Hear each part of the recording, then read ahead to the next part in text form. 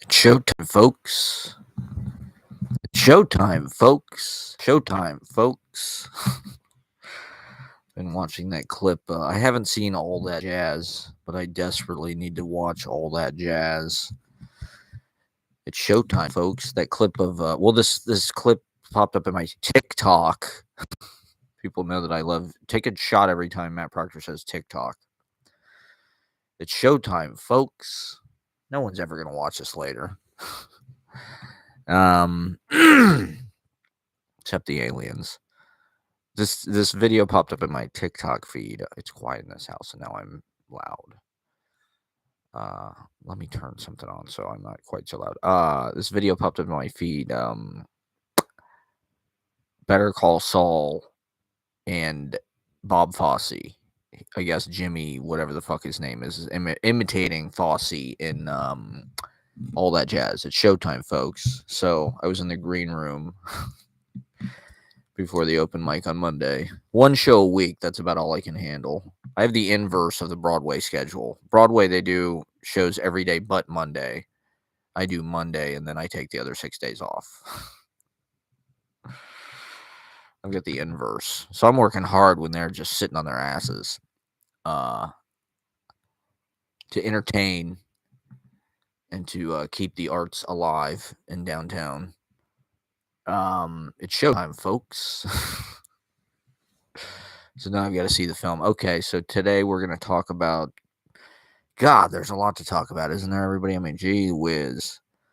As you can see, I've got the production value for everybody. So my last video got 30 views. So God knows it's worth it. It's worth it. And I think 24 of them were live. So it was like only 6 people watched it later. So it's like one person is watching this now, meaning possibly 6 more people might see this later. I shouldn't do a live transparency. See, I'm transparent about my statistic, my data. Anyway, SNL 50. Wow, what a ride. What a party it was. We were with Jim Belushi all weekend, Tim Kazurinsky, Nora Dunn, Robin Duke. We had all the VIPs. They sat us behind a pillar in the basement. I mean, I was chilling in 30 Rock the other day. They have this kind of there's this little kind of like, it was me and a bunch of delivery drivers. I was writing my notebook and a few tourists, hoping I'm not going to get robbed. The bowels of 30 Rock. So yeah, we'll talk about SNL 50 and all the concert, the fucking 3-hour extravaganza, ultimate Guardians of the Galaxy style MCU, SNL, Creative Universe. All the powers. Too bad they couldn't de-age Chevy Chase. They can't do the de-aging process live. They can't de-age Murray. But in any case, we'll talk about that. We'll talk about the clock, everybody. We saw the clock on Friday. It was Valentine's Day. I've got a new vlog in the oven as we speak. It's baking. It's about to come out. And so that will be on YouTube. I'm trying some new things with the vlogs. I'm going to do a couple short ones like I did last time. I don't know if people remember my last vlog drop. Because my Uncle Tony said something about, on the phone call, he said he's not watching some... I've had a few people comment on 3-hour-long videos. I'm not watching a 3-hour-long video, or... See, they don't understand the YouTube culture. YouTube wants long videos, but I thought, hey, let me throw out a couple short videos. See if they get some bites on some other type of fan base. But and just get it out to the people. Just get it out more immediately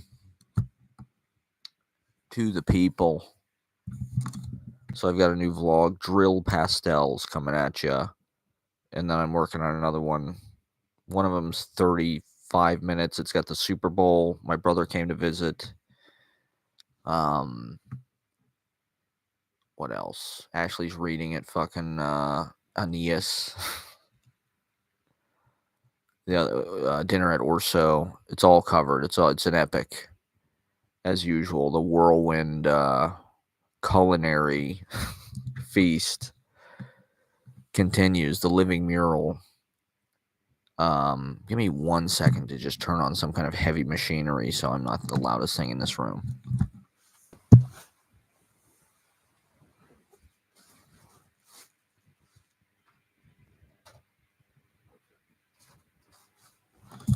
I want to try to commit to doing one of these downstairs at least once a week. I kind of like doing sort of a confidential book talk. This is my book talk, booktube. You know, I like doing sort of like a more kind of raw video, straight to the people, immediate, direct, unedited, uncensored. But I also like, it might be nice to do like sort of a live stream show too. So maybe I don't know. If I can ever get my life together. It's just like I feel like I'm on like a merry-go-round that I will not slow down. You can't get off. It's just like it's not slowing down so you can get off. So you're just stuck on the merry-go-round, and that's okay. You know, I'm enjoying it. We love the merry-go-round. We were, so Friday we went and saw The Clock at MoMA, which, if people don't know, it's a 24-hour long. It's a 24-hour long film edited from other films where they're referencing time and timepieces. So the movie literally is a clock, but it's clips from all of these other fucking movies. It came out, I think, in 2009, and I first saw it at Wexner Center, Columbus, Ohio, 2013, I think, on my birthday in the winter time. They got The Clock. There's only like 5 copies or something. Like, this is not on the internet. You have to like go to a fucking museum to see it and wait in line, and it's really amazing. But I thought it would be interesting to kind of see it in the current moment and sort of light of TikTok.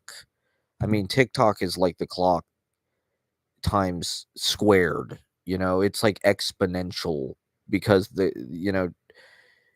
it's endless and it's constantly morphing with your interests, preoccupations, the news cycle, cultural events. Like this SNL 50 thing has been all over my TikTok feed. SNL skits, fucking Will Ferrell, Eddie Murphy. I mean, come on, Eddie Murphy was the MVP.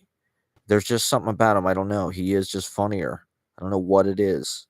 The dude has just got some kind of X factor.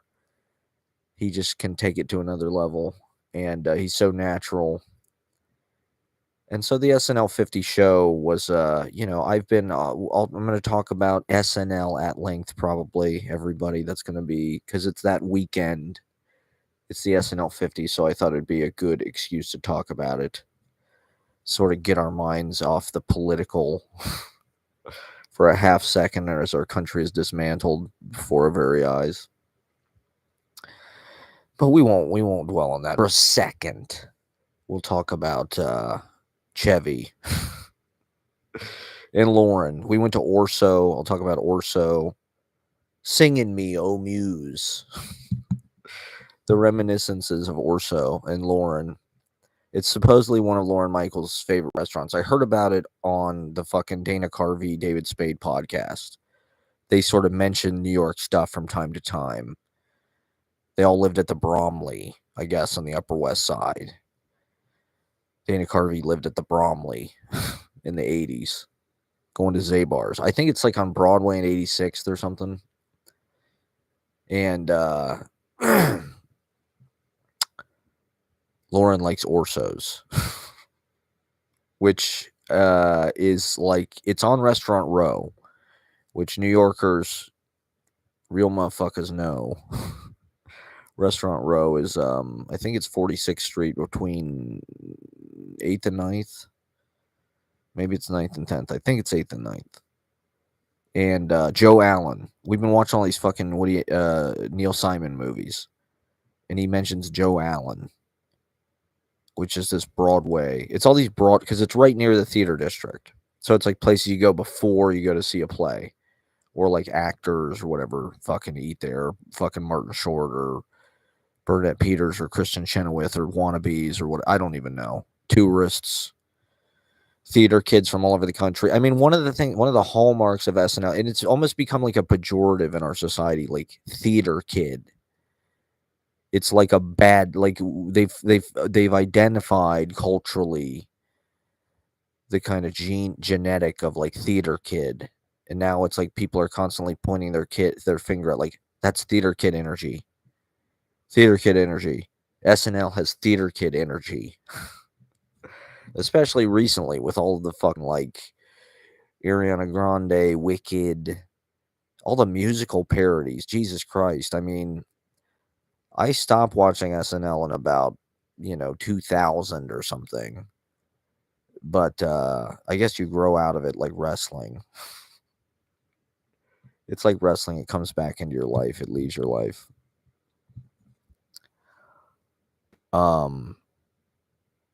Maybe it's a sign of arrested development, immaturity, Saturday Night Live.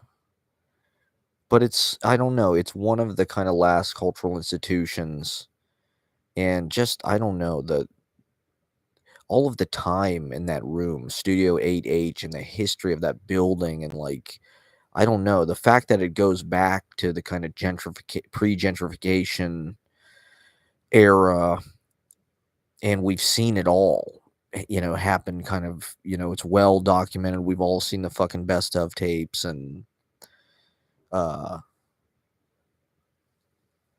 like I said, I never really watched any of these fucking like Diner Lobster and these like big musical production number skits, but there was a huge, the end all mother of them all. The end all be all was on the fucking 50th. And it was just a bunch of like Broadway fucking parodies. There's like a parody of Fame, parody of fucking bunch of show tunes, which I guess they used to do on Saturday Night Live, but I don't know. It's just surprising to me how much theater kid like culture has kind of like, I suppose it's always been that way. Broadway has always been kind of like, they had like a whole fucking Hamilton section. It's like, did we really need a fucking it was like obligatory. It's like, okay, if you're gonna do a musical parody, in this decade, within 10 years of, 2014, it's like you got to throw Hamilton in there, even though it was just sort of like kind of unnecessary and a little bit. They were blowing it out as much as they could. Get Lin-Manuel Miranda, get fucking Hamilton in there. I guess Saturday Night Live has a huge amount of respect for like Broadway culture or something. That seems like a more recent bias.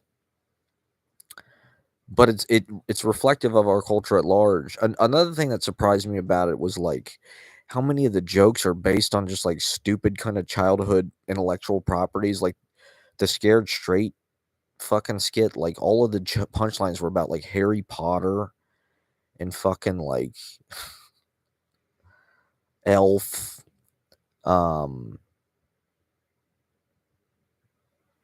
There was a whole other thing where they were just referencing like sort of some kind of fucking movie plot from like our childhood, and it's like, Jesus Christ. This is like what the cultural reference points that people have. This is like what's on their minds. This is like what they immediately can reference and like access, and like everybody knows this shit. Everybody knows like Harry Potter lived under the fucking stairs, and like they're gonna think that's funnier. Or like the fucking Nathan Lane thing. The Nathan Lane cameo, Cocaine and Vodka, which was a parody of Hakuna Matata from the fucking Lion King, which is another kind of Broadway, Disney, gentrifier, white people, like childhood. This is like something from like when we were fucking like, babies. And yet this is like the meat of like the skit. The whole thing is like predicated on, oh my god, they got Nathan Lane to fucking parody Hakuna Matata. All the fucking millennials are gonna eat this shit up. And am I being too loud now? I don't know. It's 11. It's almost midnight. Maybe I should just. God damn it. So I don't know.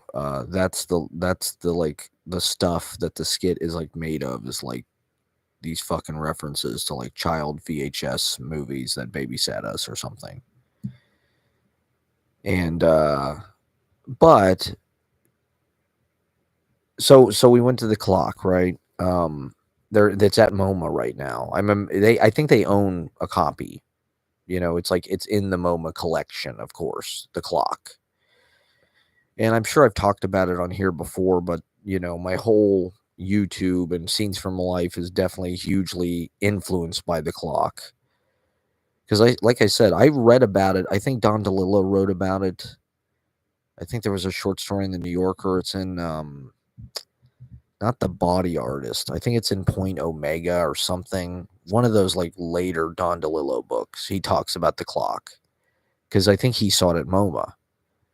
I think it was commissioned by Paula Cooper Gallery. It was originally just supposed to be a gallery piece, and it was so popular that it just kind of blew up. Well, the thing about the clock is it's kind of, like it plays upon our pop culture knowledge and our awareness of all these characters that we have affection for. James Bond, so part of the fun is, seeing who's going to pop up next and kind of trying to play the game of what movie is that and all that. And I don't know, you have this kind of like warm connection to movies, and you have this kind of like pollution in your mind. I mean, this is something I've been thinking a lot about recently, having watched all these movies. It's like, what is it that differentiates a movie? And it's like it's like a short investment of time, right? Like it's an hour and a half, 2 hours, yet it tells you kind of a complete story, and it can kind of give you a complete world.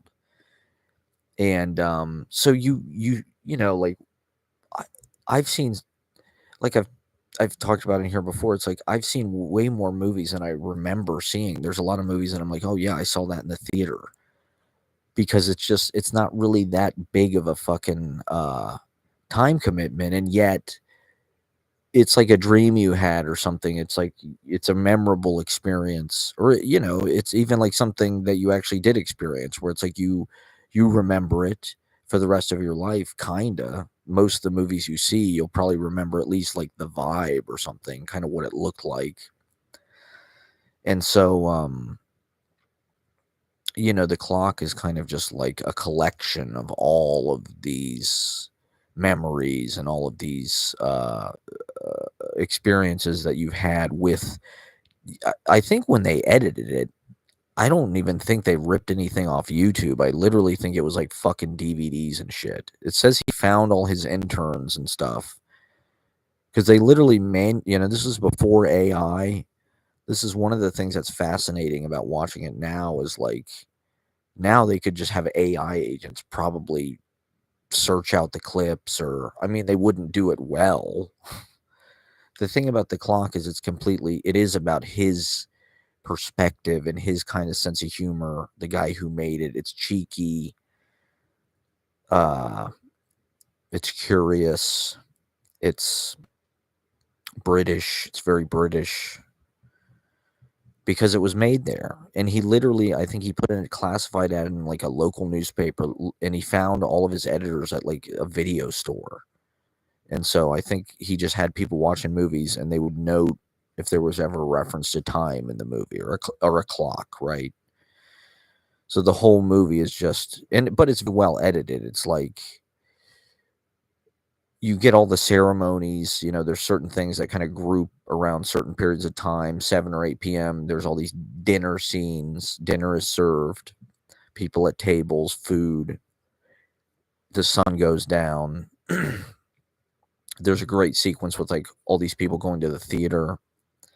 So there's all these clips from all these different movies of people sitting down in theaters, going to Broadway, whatever it is. It's showtime, folks. And so it's also like Letterboxd or something. It's like this great movie recommending machine where you're like, oh, what is that movie? I think I know what it is, or I want to see that. It's almost like a preview. And there's everything in it. It's very Joycean. It's very like Ulysses, right? Ulysses is 24 hours. And the idea with Ulysses is it kind of contains all of experience, birth, death, everything in between is in Ulysses. That's kind of how the clock feels. It just feels like it's this thing, it's a closed circuit, it's completely self-fulfilling, and complete, and everything's in there. It just feels like all of human experience is in the clock, probably, because it's just such a big but part of it is you can only see it at museums, right? Like, it's not on the internet. There's a guy who's like got a Kickstarter, a Patreon, who's never seen the clock, who's recreating it from notes online. So, and he's like 50% of the way done. So there's like a bootleg version of the clock, but you have to subscribe to this guy's like Patreon. It's like $15 a month to see it, to see half of the clock from a guy editing it who's never actually seen the thing, which is kind of crazy. We watched a little bit of it. You can watch like a 10-minute preview. So it's like you have to go to a fucking museum to see it, right? Like, you can't just like get the goddamn DVDs, like, because it has to synchronize to like whatever time zone you're in. Like East Coast, it'd be 11:56 right now in the movie. And so you'd be seeing that in the movie. That's kind of important. Although I guess you could just watch it like a movie. You could just watch midnight to 2 a.m. It could just be a bunch of DVDs, or it could be on YouTube. But part of the fun is that it is a clock. That's why I thought it'd be a good app. There should be a clock app where it's just like you press the app and it's like a watch. It tells you what time it is by popping up the clock. And so in the wake of TikTok, it's weird how it was sort of a premonition of TikTok in a weird, people call TikTok the clock app. Kesha also predicted TikTok with her song. They kind of owe her, I think, a lot of money for her intellectual property. But TikTok is like this never-ending AI kind of generated, endless. It's just culling from everywhere. But it's tailored specifically to you in your personal kind of things that you want to see, your memories, whatever. The contours of your inner world. Whereas like the clock is more of a communal, old-fashioned film experience. I think in a certain way it's almost like the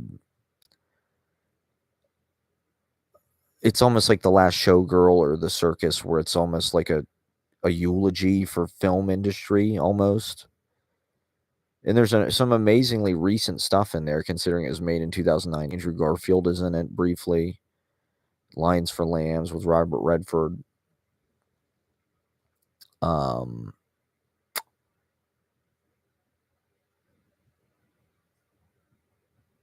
But it's like if you live nowhere near one of these museums, you're never going to see it. I was lucky in Columbus, Ohio, Wexner Center, being a beneficiary of Les Wexner, the Epstein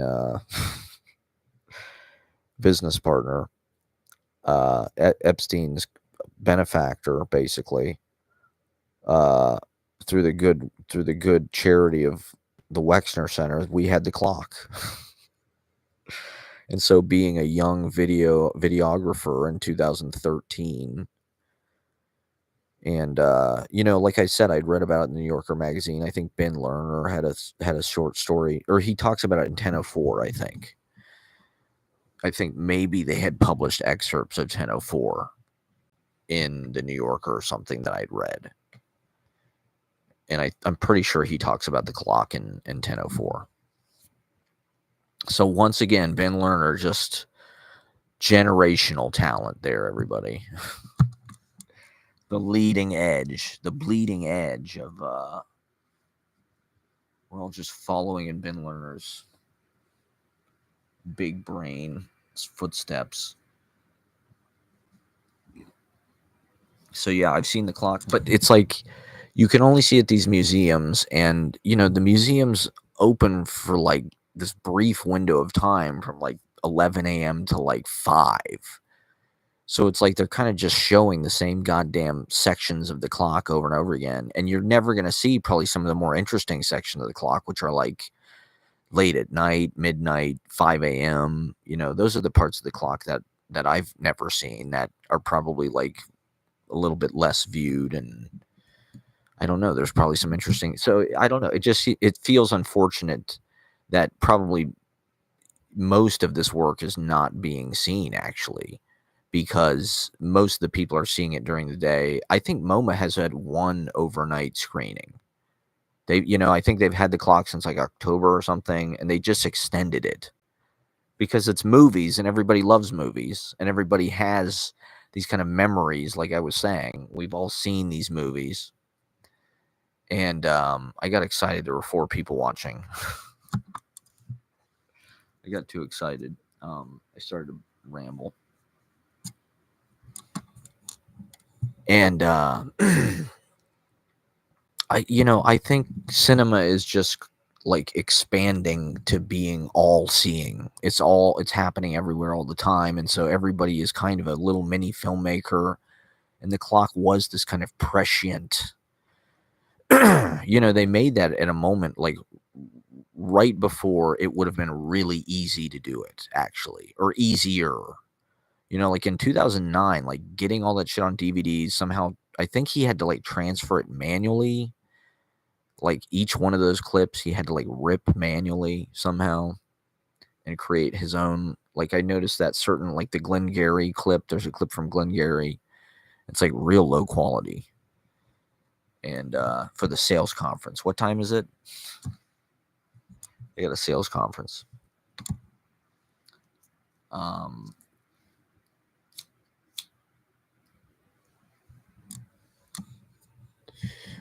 Whereas now it's like, I don't know, it would be a lot easier to kind of like I said, even with AI, it's interesting watching it in this moment where, because it is almost like this metadata thing, or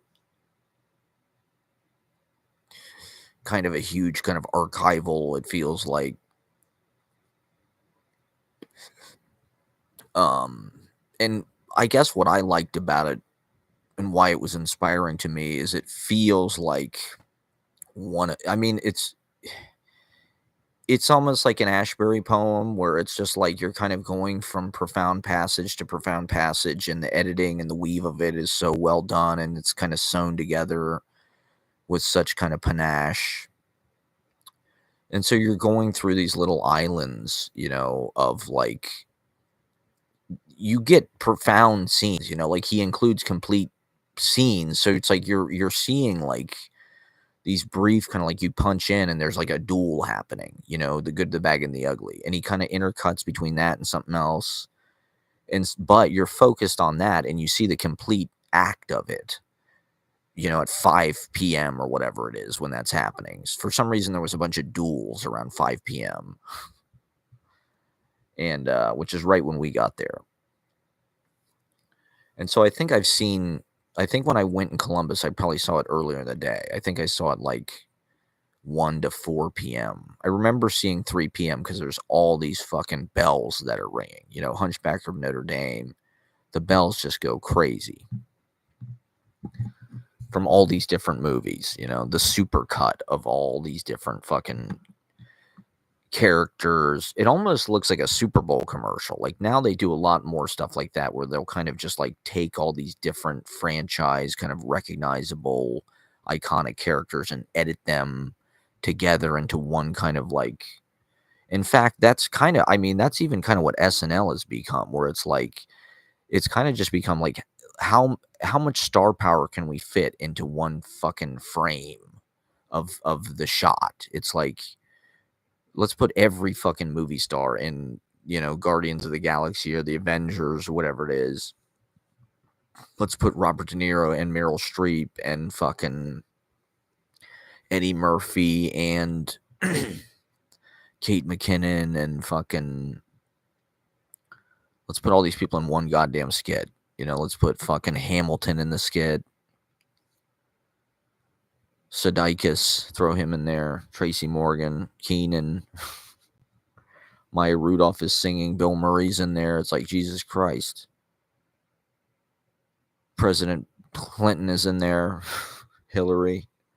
Trump. Apparently they invited Trump and Elon. That was one thing I wanted to mention about the SNL 30, 50, or whatever, fuck, half century. They didn't say anything about the way our government is just being completely stripped and destroyed. They just totally looked the other way with that. I mean, granted, it was their big night, but I'll get into that. I'll talk about the clock at first, everybody. If you haven't been, go to MoMA, do yourself a favor. It's free on Friday. The clock is free because of copyright issues, I guess. They can't charge for it.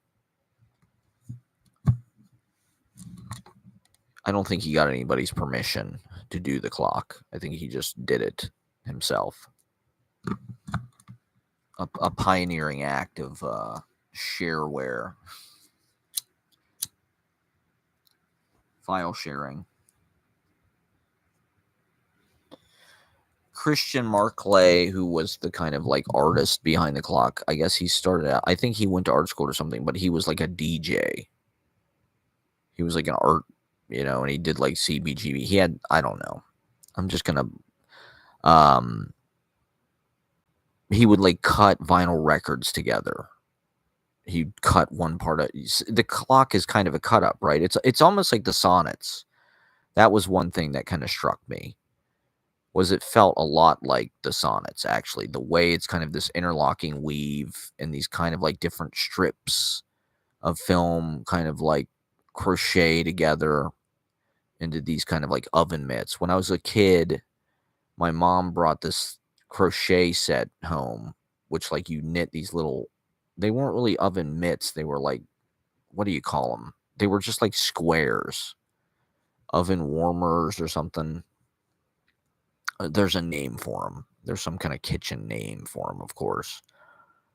But it was like you had these loops of like colored fabric, and there was like a square that was like a rack that you'd stretch them out on. And through that, you'd like make the weave. And then you'd take it off, and it would like hold together, and that would make like the oven warmer or whatever the hell it was. That's kind of what the clock feels like. Or the sonnets kind of feel like that, where it's like, there's kind of these overlapping or interlocking or kind of like intercut. It's like having different sequences cut together and you're kind of just dropped into the middle of stuff, and yet it's still very watchable. There is like a logic to the way that it flows, even though you're jumping back and forth in time. There's one cut in the clock where he cuts from Donald Sutherland checking his watch to Kiefer Sutherland checking his watch in like 24, which is kind of a funny, witty, kind of profound little moment about time and generations and all that. So the movie is full of things like that, these kind of like ornamentations and embellishments and little meaningful, there's tons of great segues and tons of great like cuts from one thing to the next, that's kind of the art of it, I guess. The way he uses the kind of overlapping, there's also like he'll take the sound from one and he'll put it into the scene of another movie. It's almost like, I don't know if people have seen this edit that Questlove put together for the SNL music thing, but there's this video that they edited together that's like totally, it's like Girl Talk, where they combine all of these different performances and just like the kind of hooks, but they did it with the video. So it's kind of, to me, it was like kind of a pioneering form of video editing. I hadn't seen anything that was sort of like a mashup, uh, that was that tight and done that well. Um, I urge people to check that out.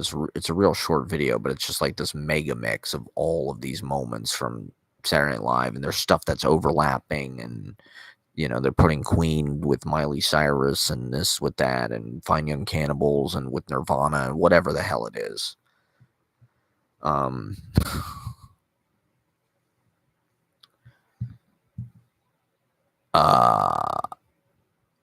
the computer, and who knows with AI. I mean, now I'm doing these fucking post videos with for the open mic, and literally the AI edits it in like 3 seconds. Not that it's very well edited, but like it gets you 90% of the way there, and then you can kind of fine tune it. But Broadway video, Saturday Night Live really was like they're very good. I mean, I think that's one of the reasons why they have so much public awareness and public saturation. This is something I've been thinking about, is why has fucking Saturday Night Live lasted 50 goddamn years? The Tonight Show's lasted longer than that. The Tonight Show's been around since the 50s. The Today Show's been around since the 50s. So in some sense, it's just another time slot on NBC. It's like, what the hell else are they going to put on? But I think part of the reason why Saturday Night Live has stayed, I mean, it's still popular on TikTok and shit. Some of these fucking clips, Marcello or Domingo or whatever it is, it's still very relevant to the youth culture. It kind of becomes a new show like every couple years because there's a new cast, so it's like they're always getting the youngest people doing like the most cutting edge. They're always getting they're getting Adam Sandler, and then they're getting Jimmy Fallon doing an impression of Adam Sandler, and then they're getting Andy Samberg doing an impression of Jimmy Fallon. It's like they're always getting the newest version of the best thing.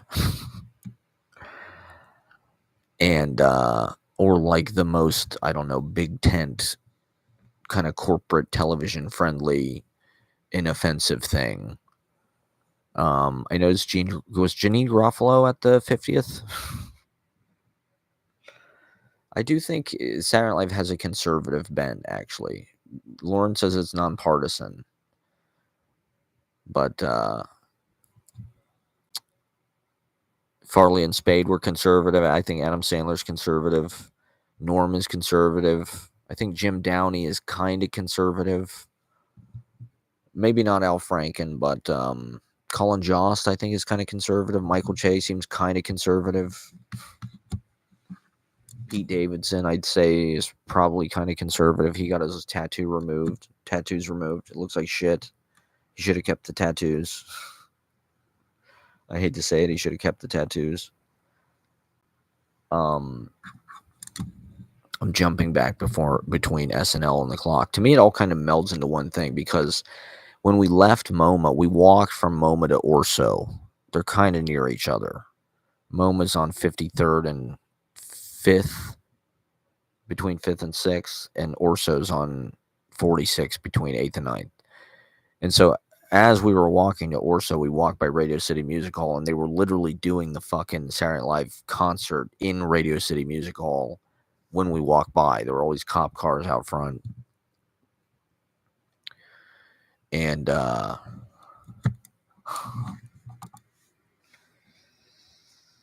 so we were that close, you know what I mean? We were that close to being there, basically, with Kevin Costner and Selena, or what was Selena Gomez. See, there were a lot of people that weren't there. It didn't, to be honest, it didn't feel quite as glam in a weird way. I think the expectations were too high, because the 40th was like this legendary night where Prince was there and fucking Taylor Swift was jamming with Paul McCartney and all this shit, and Jimmy Fallon and blah, blah, blah. It's like you couldn't really top that. I mean, half those people are dead. And the other half weren't there, and the other, and then they're all 10 years older. And so they got Sabrina Carpenter. I mean, Sabrina Carpenter, you are no Taylor Swift. I'm sorry. The whole Sabrina Carpenter thing felt very fake to me. It felt like she kind of horned her way in because she wants like the clout. You know, that's the thing is like SNL is one of the things in our culture that has like this huge kind of brand. It's like the Paris Review or the New Yorker. It's like you can't buy that anymore, and they aren't really making any more of it. I don't know. Everything new just it takes years and years and years to build up that kind of authenticity and that kind of brand. You know, the legendary. I mean, Jesus Christ, we've all well, maybe not all of us. I mean, there's probably a lot of people who don't give a fuck about Saturday Night Live at all, and they're healthy, well-adjusted people, but as far as like pop culture nerds like me, it feels like it has been a part of my life. It's always been, you know, well, like I said, I stopped watching it probably in the year 2000, but with TikTok, with Huggy, shout out to Huggy. Huggy's got every SNL clip ever fucking filmed ever from the whole fucking show. So I've seen a lot of the more recent stuff. I've seen Taram Killiam or whatever the guy's name is, or Beck and fucking. I thought that Beck guy was one of the funniest parts of the special. He was actually funny. Beck Bennett or whatever. I don't know how he was doing it, but the dude was actually funny. And then who's the other guy who just directed the movie? Kyle or whatever. You know, I get it. I guess even they're old at this fucking point. You know, this Tim Robinson guy, I'm just sort of discovering who he is. He was on Saturday Night Live like 10 years ago. So I'm late to the fucking party with that. But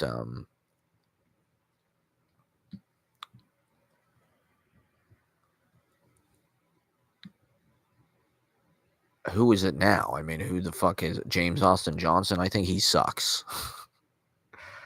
I think SNL, Saturday Night Live, and NBC have done as much as anybody to make Trump palatable, particularly over the last year.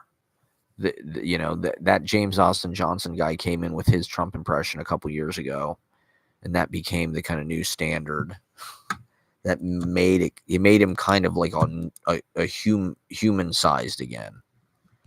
It kind of made everybody put their defenses down. And I think Saturday Night Live has played a role doing that a lot of times over the year, kind of humanizing really insidious shit.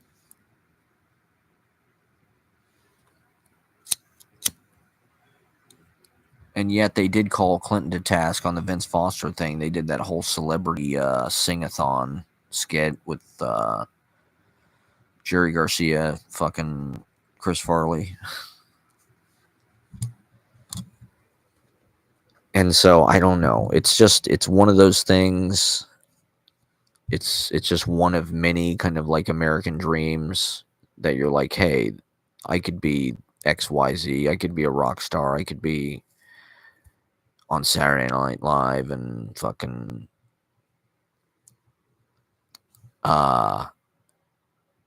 make somehow through that and make it into fucking movies. Although, like, now it seems like they just all stay on the show forever. If they're lucky, they get like a Peacock deal. And then the crazy thing is now Lorne Michaels is like the producer of the fucking Tonight Show and Late Night. It's like that's kind of the afterlife for his Saturday Night Live people. It's like these fucking late night shows. Like Fred Armisen's in or he was in the band and shit.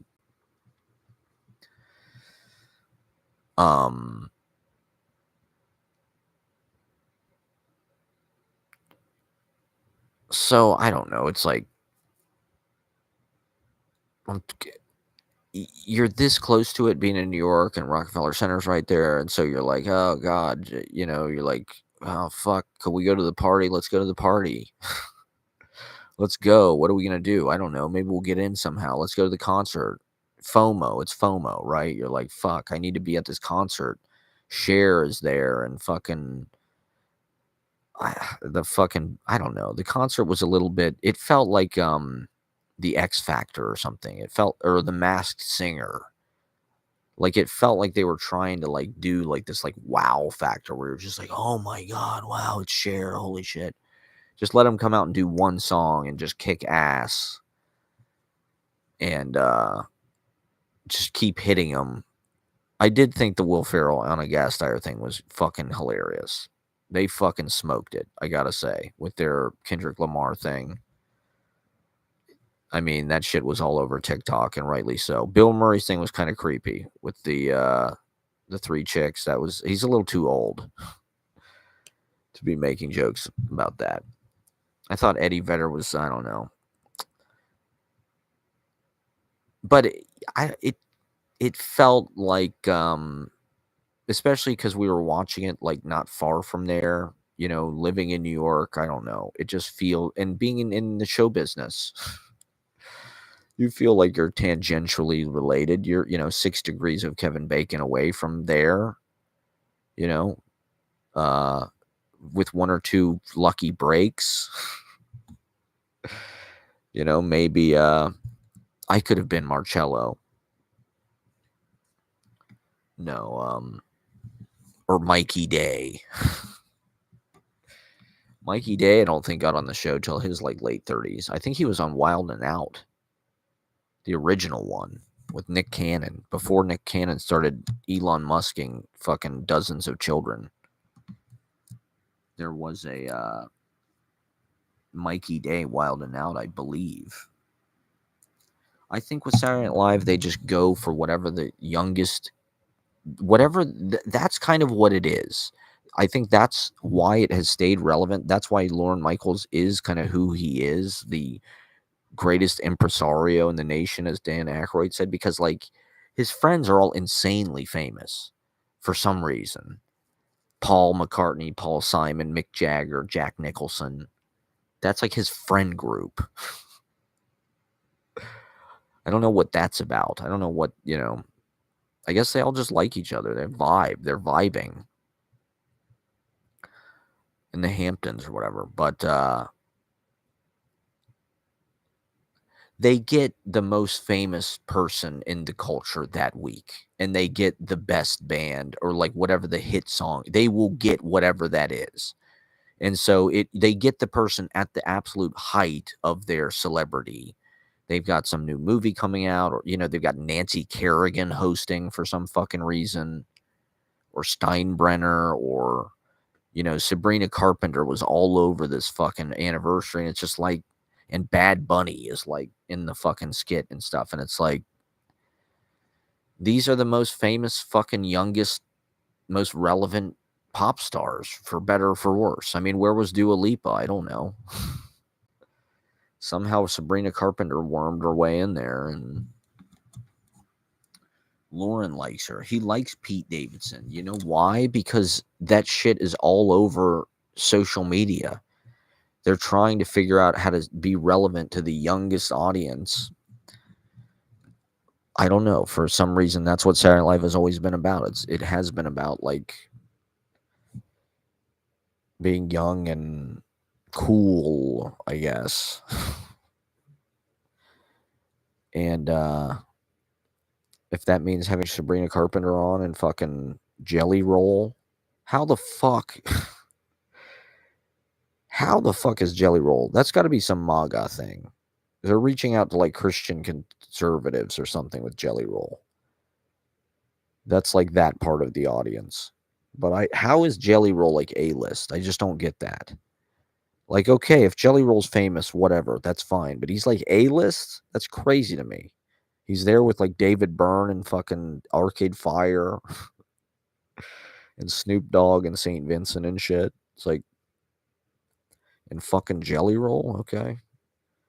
Is Jelly Roll, like, all time? Like, Paul Rudd is there. Come on. This is the best of the best.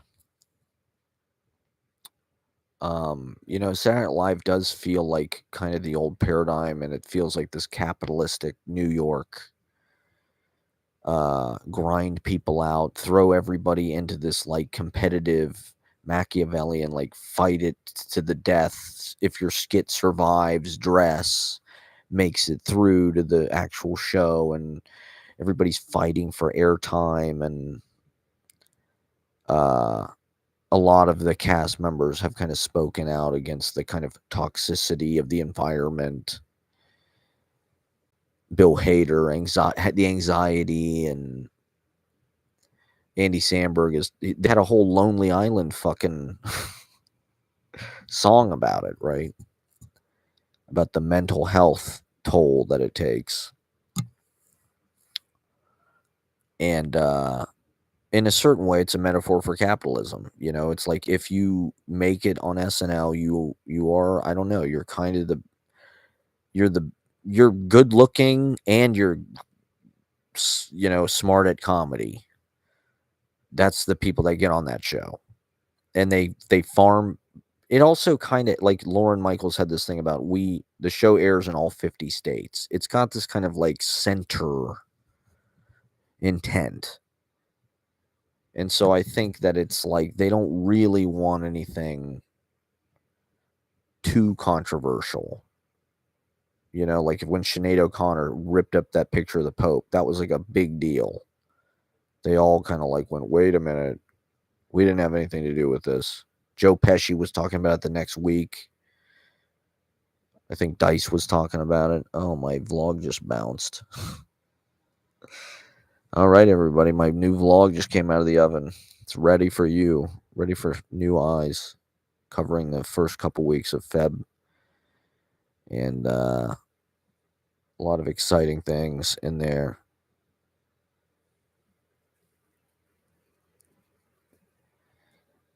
Yeah, I don't know. So, yeah, The Clock, Saturday Night Live, epic video ceremonies of the weekend. And that's kind of part of the arena. I mean, these open mics are 5 hours long. They're live. Check it out on the YouTube channel. Somebody was asking me why I don't post the open mics anymore. It's like, I do. It's just they're in the live section. I mean, if you're watching this, you probably already know that. But if you're looking for the open mics, they're in the live section now. And the vlogs, and, you know, the Scenes from a Life thing was supposed to be like The Clock. It's just sort of like ongoing. It's this never ending. It's like a lifelong clock, where it's just like you kind of beam in situationally to these fragments of the experience, and that adds up to this kind of esoteric thing that feels like living a life, but like in a kind of condensed version. You know, and the way that The Clock, it's like you're jumping all over the globe. You're jumping through this kind of panopticon of experiences to this kind of like polysyllabic view of the whole panoply of it all. And, you know, that includes all the different film stock and color and black and white and digital and every fucking thing, 8mm, whatever the hell they use. So it has that, it's a collage, really, right? So it's not really linear, even though it is, the driving force is kind of like the ongoing time. The story is kind of jumping around in the consciousness. It's kind of jumping between all of these different scenarios, all of these different possibilities: laughter, joy, happiness, success, you know, fear, violence, anger, conflict, you know, so the tones can kind of shift wildly pretty quickly. And, you know, and you kind of accept it. It's like there's these kind of like palette cleanser, like little moments where it's like one sequence kind of gets wiped away and you're just into the next thing. You know, time goes on. Life goes on. Time doesn't stop for anybody, right?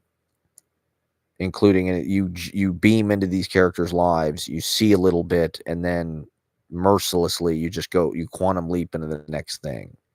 Part of the fun is the movie is there's recurring appearances of actors and characters, so you'll see Jack Lemmon as different characters, but then you'll see the Odd Couple that come up at different, and so it's kind of fun because it's got every fictional character, all these iconic kind of things that we know and love, but they're all kind of smash cutted together, like Who Framed Roger Rabbit or something. It's like it's the all-star team of every movie ever made.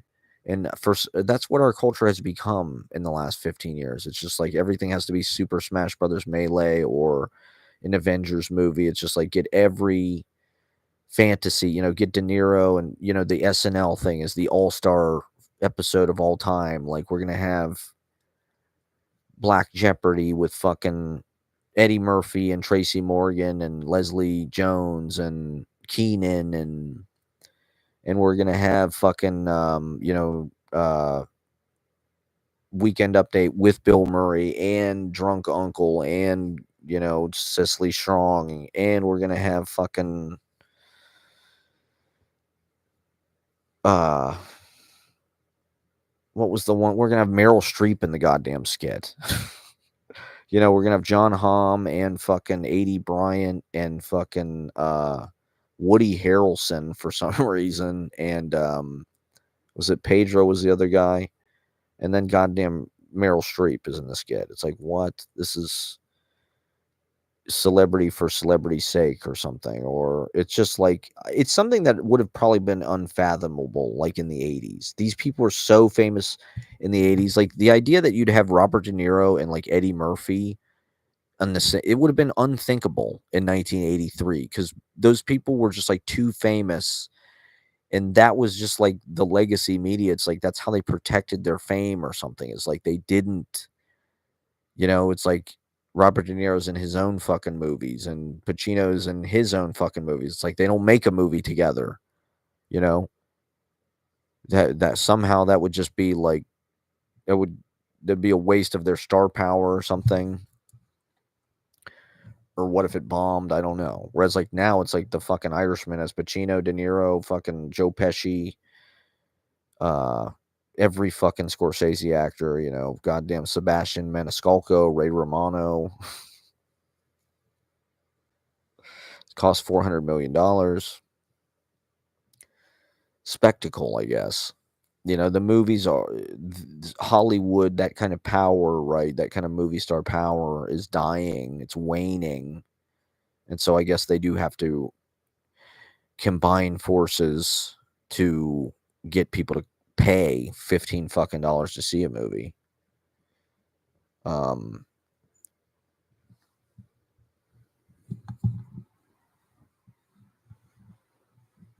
Emma Stone is in the fucking skit with Molly Shannon, and Anna Gasteyer is in the fucking musical skit with John Mulaney, and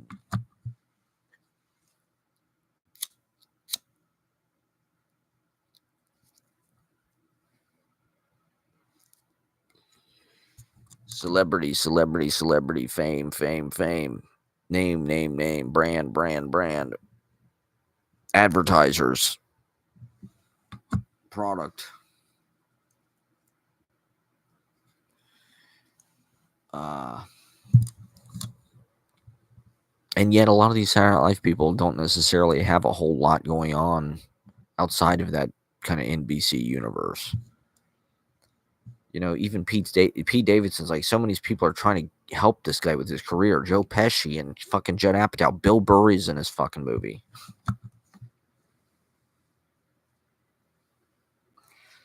But it's like they're all like Peacock movies and shit.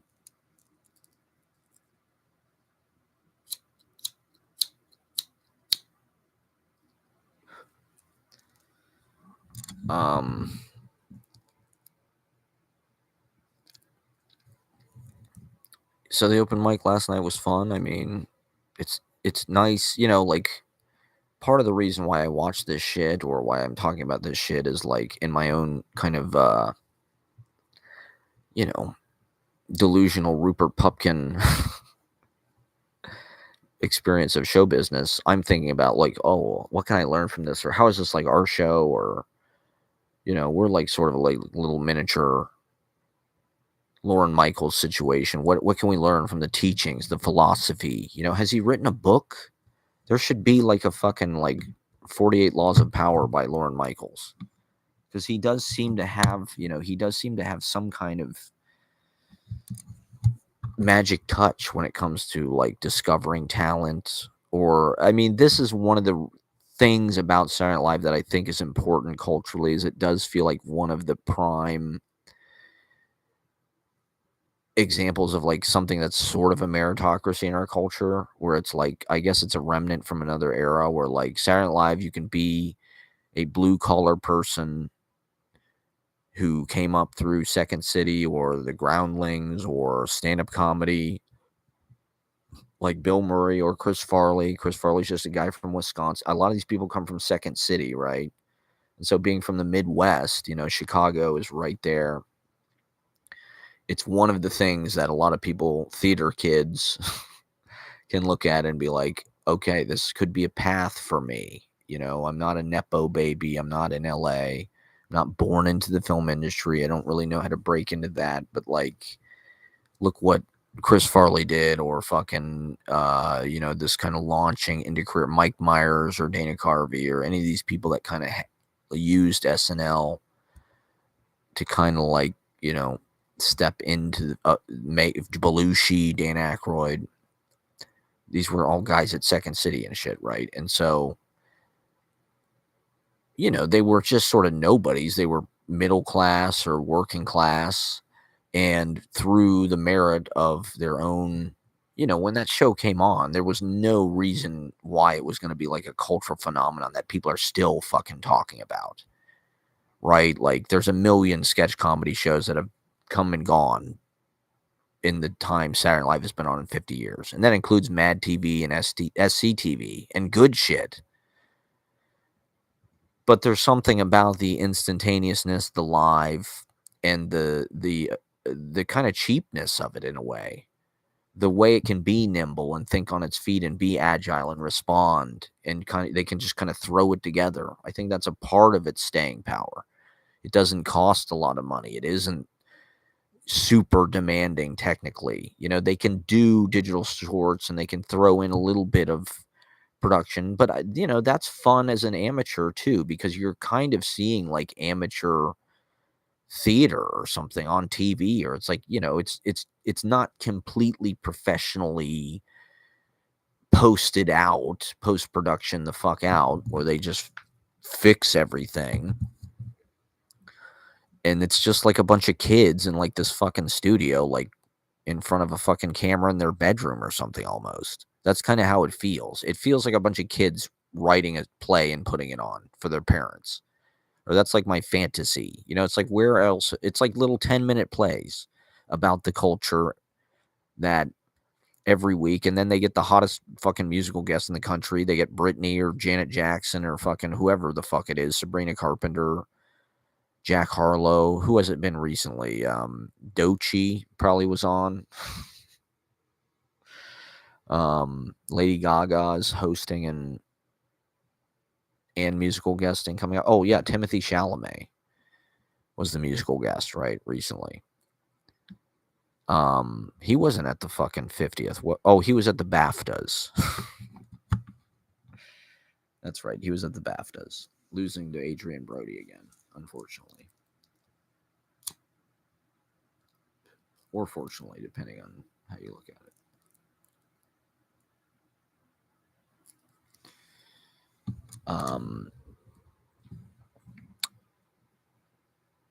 Yeah, so if I don't know if it's still that way. I mean, now it's like, I think Chloe Feynman is like a rich trust fund kid.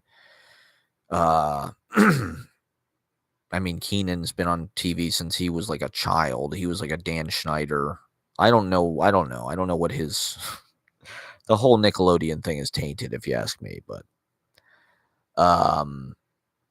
I do think Saturday Night Live has like insidious kind of like, it is like a propaganda machine. Definitely, there's no doubt about it. I think deep down, people think Saturday Night Live is liberal or like, because Kate McKinnon fucking sang hallelujah after Trump got elected. But like, I think it's very corporate.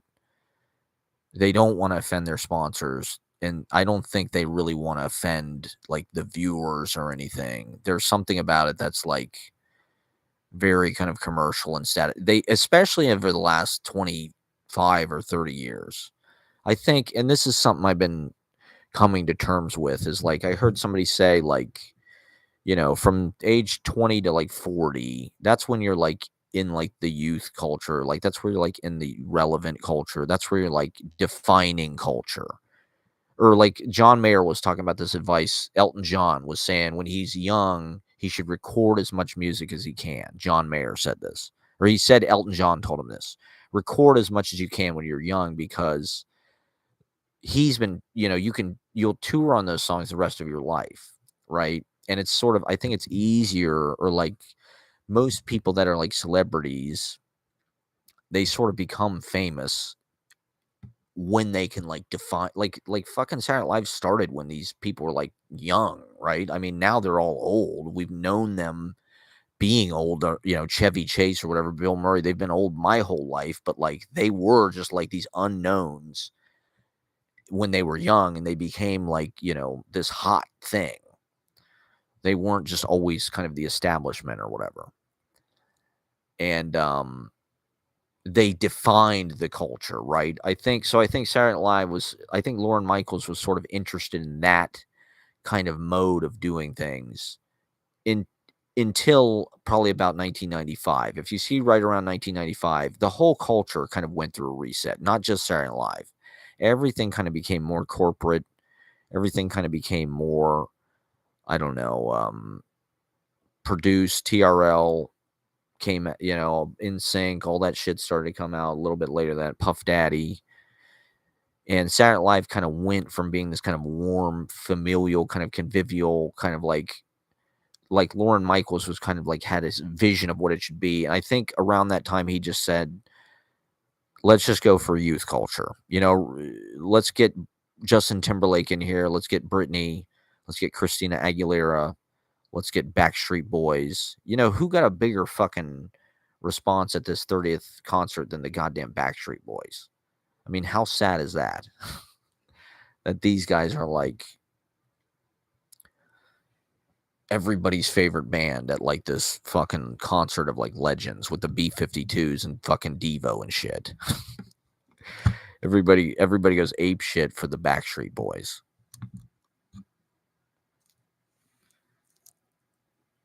But Saturday Night Live got super kind of youth oriented after that. I mean, I guess it was always about getting the youngest, hottest people. I don't know. When I see Phil Hartman and John Lovitz in that cast, I'm not like, oh, he just got like the youngest, hottest people. Whereas when I see like,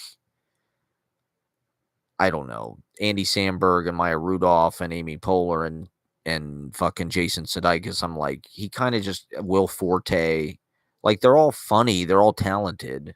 Bill Hader, but I'm like, they're all kind of hot people. I don't know if you'd say that about Lovitz necessarily. Not that he's not hot. I mean, I don't mean to, I don't mean to shit on Lovitz, but not that there's anything wrong with that, but it just feels like SNL, when they stopped calling it Saturday Night Live and when they started calling it SNL, it became like this yuppie, like not that Lauren Michaels wasn't a yuppie. I mean, I think in the 80s he was like this power exec or something almost. But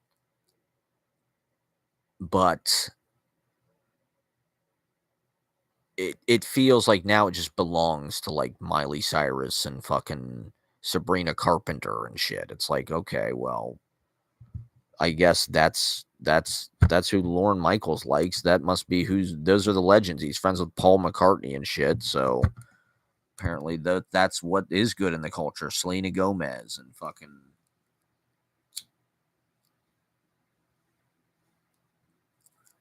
Let's have fucking Selena Gomez on the same stage that goddamn the Grateful Dead was on, and Nirvana, post Nirvana. I hated the Post Malone Nirvana set. Well, I had seen him do it during the pandemic, so I knew Post Malone could do, like, Nirvana songs. It's like there's a lot of dickheads out in this country who can sing like Kurt Cobain. There's a lot of fucking people out there who fucking could sing Nirvana songs. It's just karaoke. Who gives a fuck? Kurt would be fucking rolling in his grave. He'd blow his brains out all over again if he saw what was happening. But he never liked Dave Grohl anyway. He liked Pat Smear. I think Kurt was more of a Pat Smear and Chris guy. I don't think he'd be a fan of Dave Grohl's more recent career. And I think it was a way for Dave Grohl to kind of get some rehab for his image after all the scandal of late.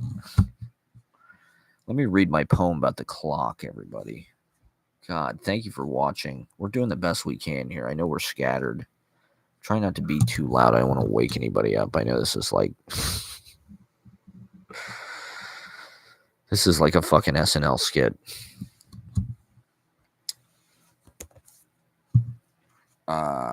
It is weird how SNL almost like predicted how everybody would have their own little shows. They were always framing things like the Denise show or like Simon. Simon does his drawings in the bathtub, but it's like a TV show it's almost like a little social media account. The Denise show is like, this is the social media of this guy. It's his show about his ex-girlfriend.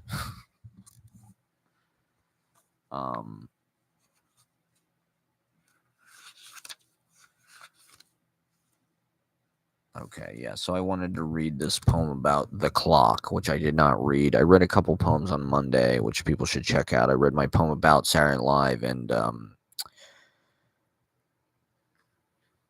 the military-industrial complex, because that's what fucking Harvey P. Carr called them out on when he went on Letterman. He called out GE. And SNL has made jokes about it. In the 80s, in the early 90s, they'd make jokes about such and such host wanted to complain about GE and how GE was, I don't know, complicit in some kind of war thing. Building fucking bombs or God knows what. Saturday Night Live can kind of disarm its political responsibility with kind of like sarcasm or wry, Jim Downey kind of dismissive remarks.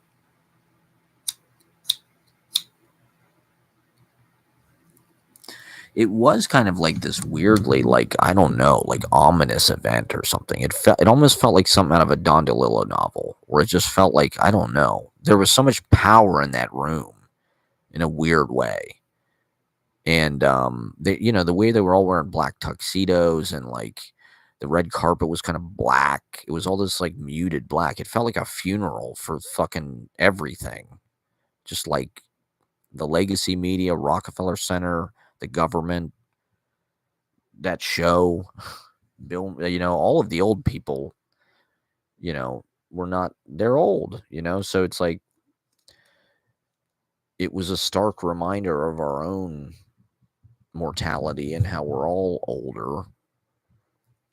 We've all, this election, I think, has been a big line of demarcation that like we've shifted into this new stage.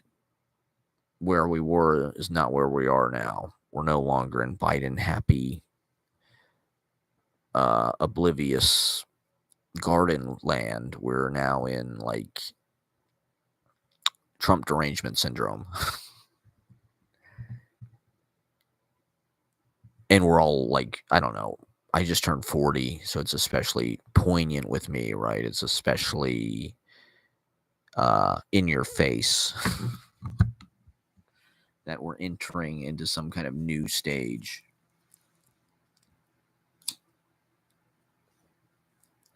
And the Saturday Night Live thing felt like that. It felt like all these people, McCartney, Paul Simon, Bill Murray, Chevy Chase, Garrett Morris. Lorraine Newman looked good. Jane Curtin looked good. Dan Aykroyd wasn't even there. Jim Belushi looked good. They didn't put him on camera. I think Bill Murray's lost a step.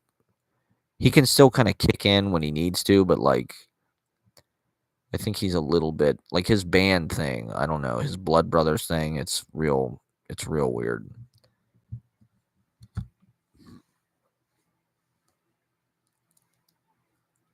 It's not up to his usual standard. Let's just say that.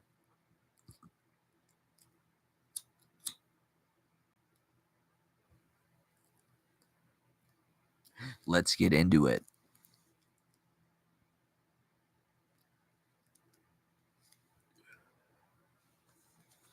The clock, it feels like it never ends. It's sort of all encompassing because it just got you it never it literally could just loop infinitely, and theoretically does. It's just only sometimes is there an audience.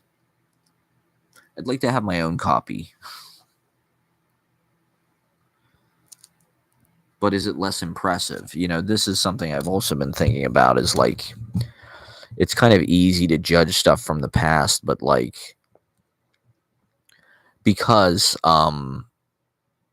when technology advances, it kind of makes it possible for more people to do the things that like the technology is invented to imitate something that like somebody is inventing that no one else can do. So it's like um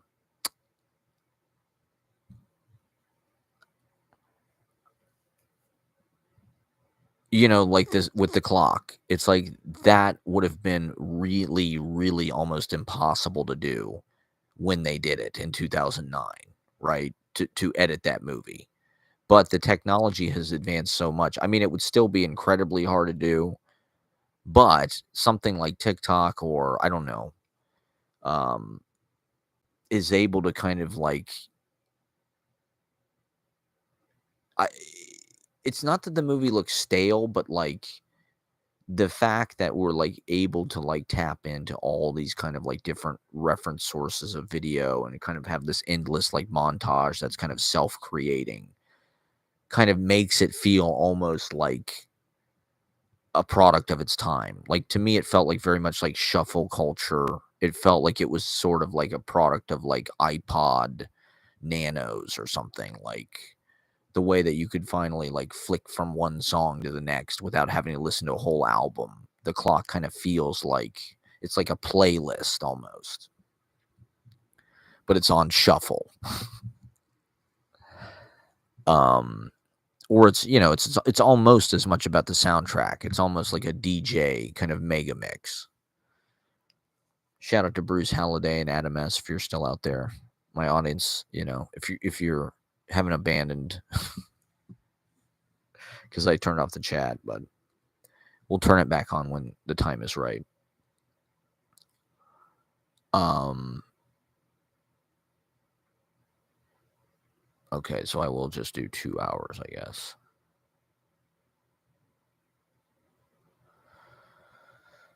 Uh, or like music is like that a lot of the times where it's like, the things that the Beatles were doing with 4-track recorders or whatever in the 60s were like really fucking hard and they had to like figure that shit out themselves. They had to invent it basically of their own kind of ingenuity. Whereas, like a decade later, it's like, oh, there's 24-track boards and 24-track tape and all this. So it's like, when certain artistic works like hold up, right? It's like I think that's part of it in weird ways. Like you have to make something with the technology that you have that's going to remain interesting in kind of like the new kind of forms of overstimulation or it's like now it's like color 1080 4K 3D metasphere. We don't even know what the fucking next kind of dimension of entertainment is going to be. CGI, or AI generated art or whatever it is. And so does that old stuff remain effective, in the kind of onslaught or whatever the new technologies can do.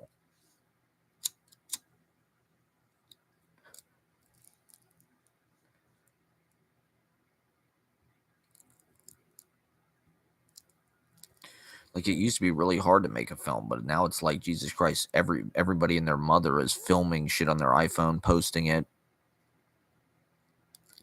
from everywhere, every direction, all the time. Everybody's got a fucking, account, a social media, YouTube fucking page.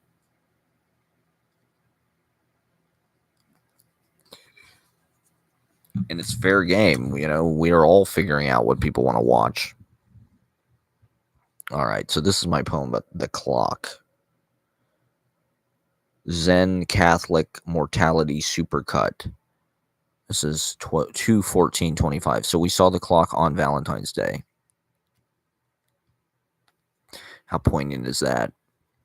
I mean, the heart is like nature's clock. And they were open till 8:30, I think, so we could stay late. So I think I've seen like from like probably like 12 to 3 to like, or somewhere in there and then I've seen like 4:30 or 5 to like 8:30. So there's still a ton of the clock that I have to see still. And I mean, who knows? I guess that's another aspect of it, having it be like site specific, or you have to go to these museums, is like it kind of pops up in your own life at these kind of intervals in different locations, sort of like the film itself, right? The film is like always happening, but it's like last time I saw it was 2013 in Columbus, Ohio. Now I'm seeing it 12 years later in New York City. So I'm at a different point in my life. It has a different meaning. It has a different, it inspires different thoughts, different interpretations. It has the art of all those movies. It has the cinematography, the acting, the music, but it also kind of, I don't know, it's like a generative work, in that, like, I think that it inspires you to have your own,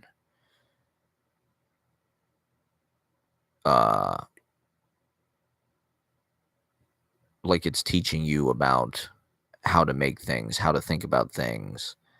You're coming, because it's just showing you movie clips, and it is all about the editing. It is all about like intercutting things so they seem like they have a relation. A character throws something in this movie, and then a movie 30 years later, then the character catches something. He likes those kind of edits which stitch disparate universes together. Which is almost, I don't know, it's almost like a cosmic. So the movie is just constantly generating thoughts, interpretations. You're laughing at the scene, so you're getting everything that the scene gives you, but you're liberated of the narrative. The narrative kind of becomes time itself, and just like the shape of our day, as demonstrated through these kind of like self portraits of human ritual. Waking up, eating, whatever it is, noon, going to the theater. There's a whole sequence with a bunch of art gallery stuff. Tom Cruise in the art gallery and Cocktail. That's like around like 7 p.m., 6:30. It's sort of his like tongue-in-cheek self-referencing the art world, which was where it was. This piece exists, really. It's not really a commercial film.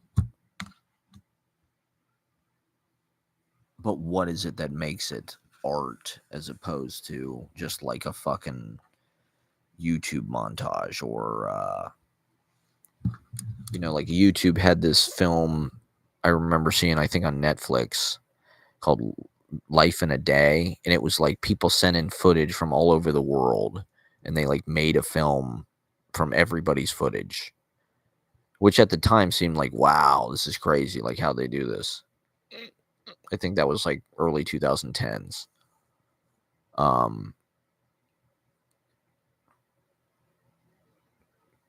So it has this kind of like prismatic collage, global perspective.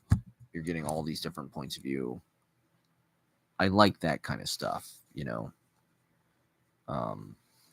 It's not totally omniscient, but it kind of feels like more democratic or something.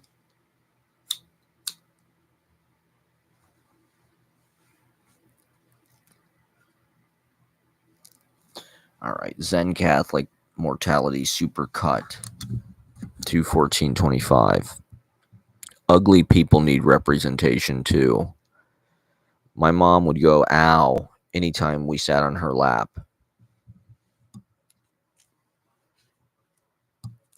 I'm the most religious person I know.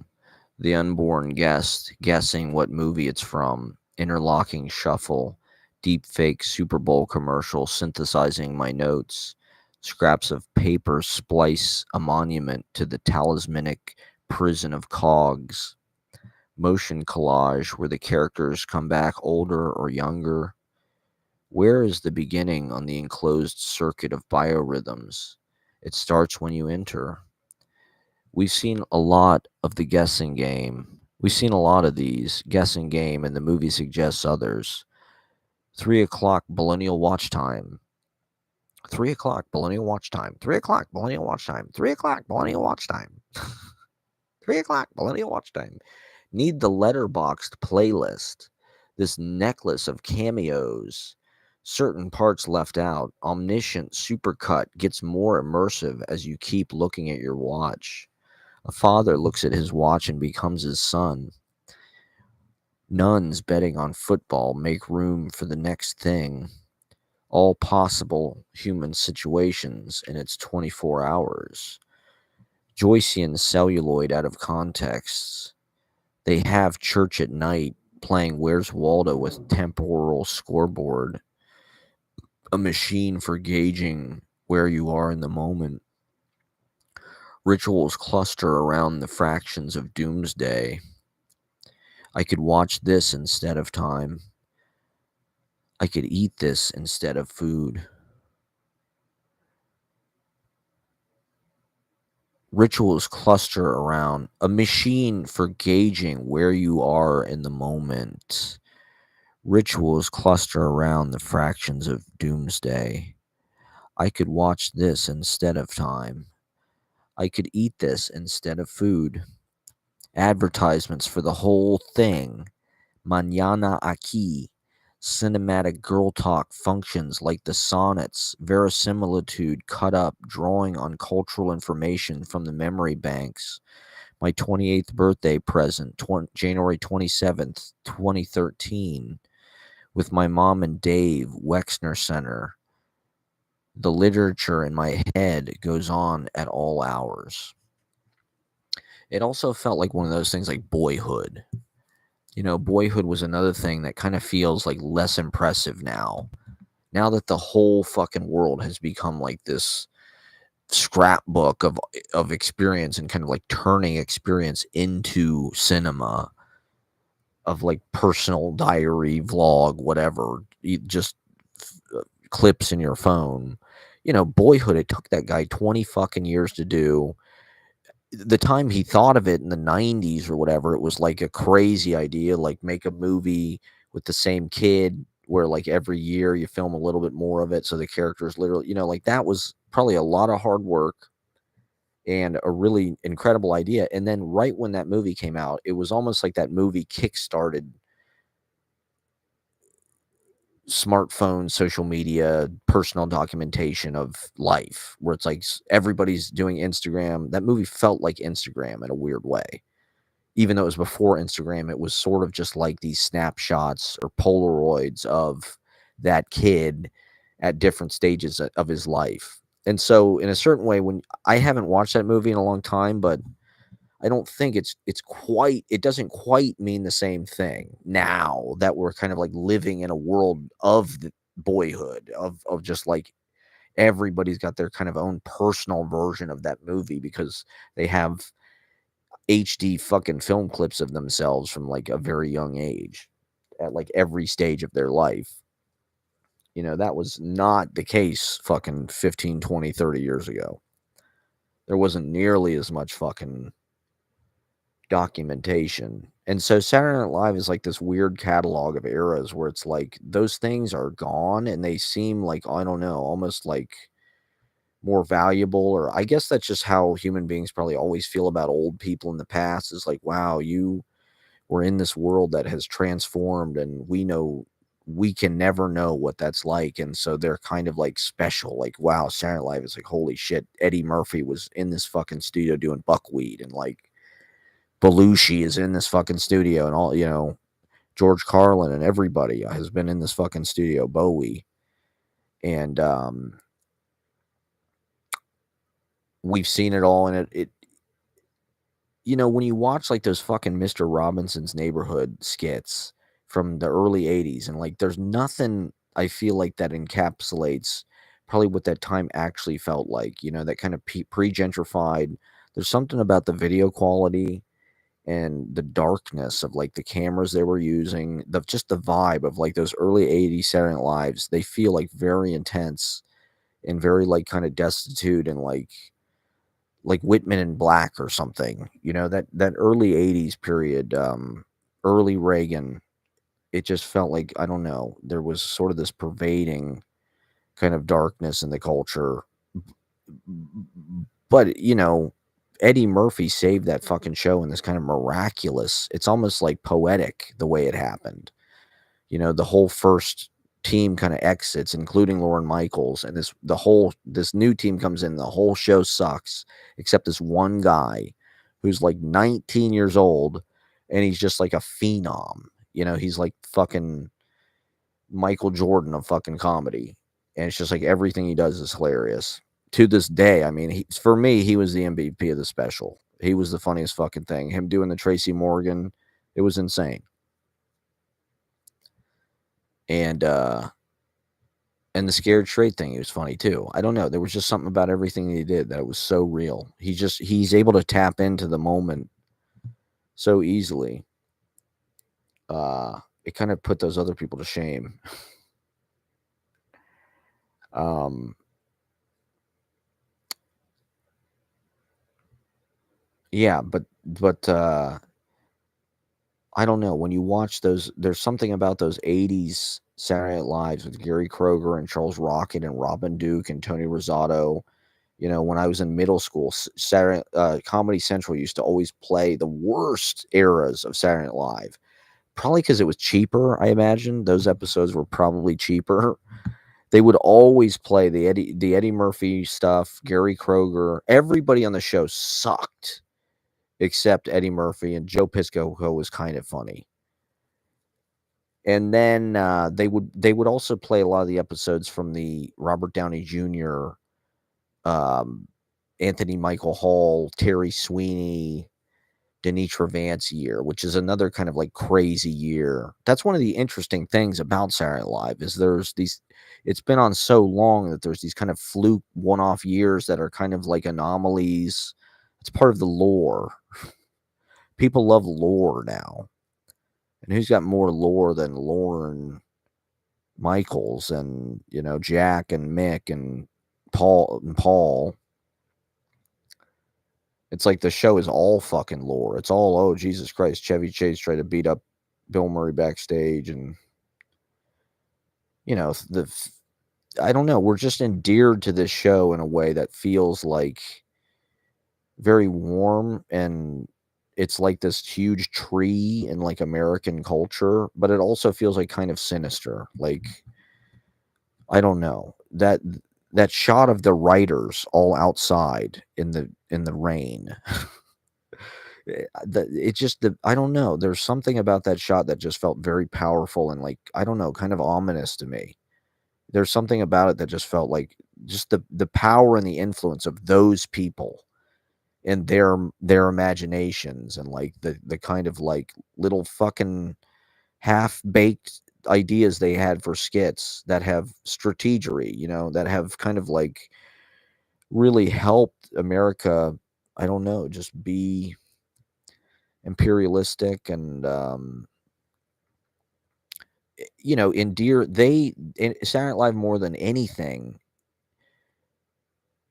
sanitizes the politicians. Dana Carvey takes George Bush and makes him this funny kind of Muppet. Not gonna that. Nah. It's like it has nothing to do with the actual guy at all. It's not like a political impression, you know? Same thing with W, Will Ferrell and W. It was just like he completely teddy beared the guy and made him like cuddly and lovable in a way that was like way better than anything that they could have actually done themselves. I do think Saturday Night Live has had a lot of influence in the elections. All this shit about Al Gore like inventing the internet. It's amazing. That was just like it doesn't take a lot for people to just be like, I'm not going to vote for the Democrat. He said he invented the internet. Like, fuck that guy. I'd rather have 9/11 and 2 wars. I'd rather vote for this other guy because he's like kind of funny. He's like this funny strategery cowboy, Will Ferrell frat boy guy. But fuck this fucking boring asshole who said he invented the internet. Lockbox. That's all you knew about Al Gore. Lockbox. People still fucking say lockbox to the guy. It's like that was completely a fucking Saturday Night Live. That was probably Jim Downey. God love him. I mean, Jim Downey and an eye patch. That is like a completely sinister vision of apocalypse to me. All of those writers. Because I don't know, in a certain way, that's like the Algonquin Round Table or something. That's the closest thing we have is Conan and fucking Robert Smigel. The ones that are still alive. A. Whitney Brown.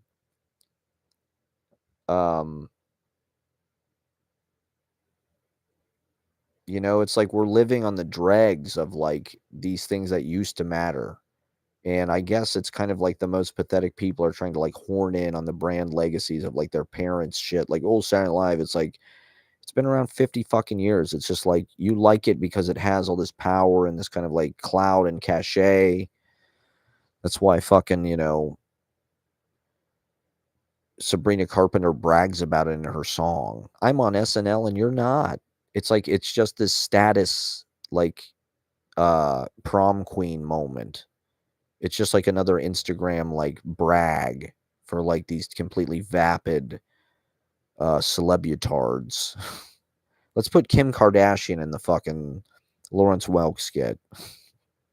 Don't put Jim Belushi or Piscopo. Piss on all the old people. Don't give them any camera time at all. Don't give fucking Anthony Michael Hall any fucking camera time. Those are interesting seasons too, where they're kind of finding their way. I love the 94 season with Michael McKean and Chris Elliott and Janine Garofalo. It's just kind of weird. It's just kind of a little different.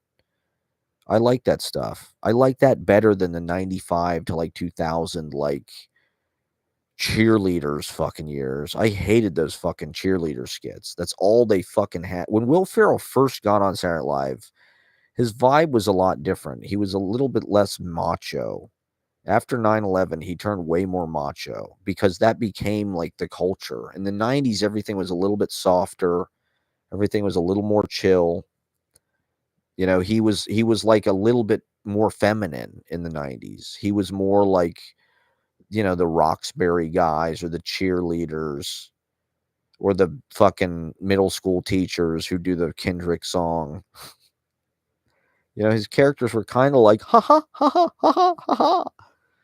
And then he became like Bill Brad, then he became Anchorman later. Because that's what happened to America. On 9/11, they fucking, everything became more, I don't know, a compensation, I guess. Fear with this kind of like fake testosterone or something. Somebody said at the open mic the other night, they said that they had to go on late and there was a lot of testosterone.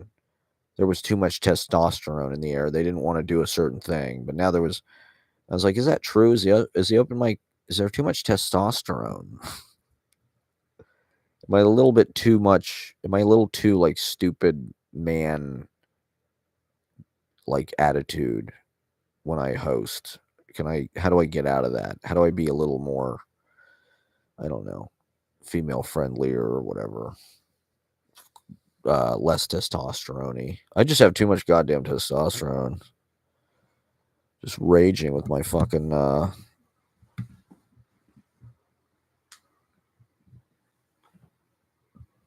masculinity.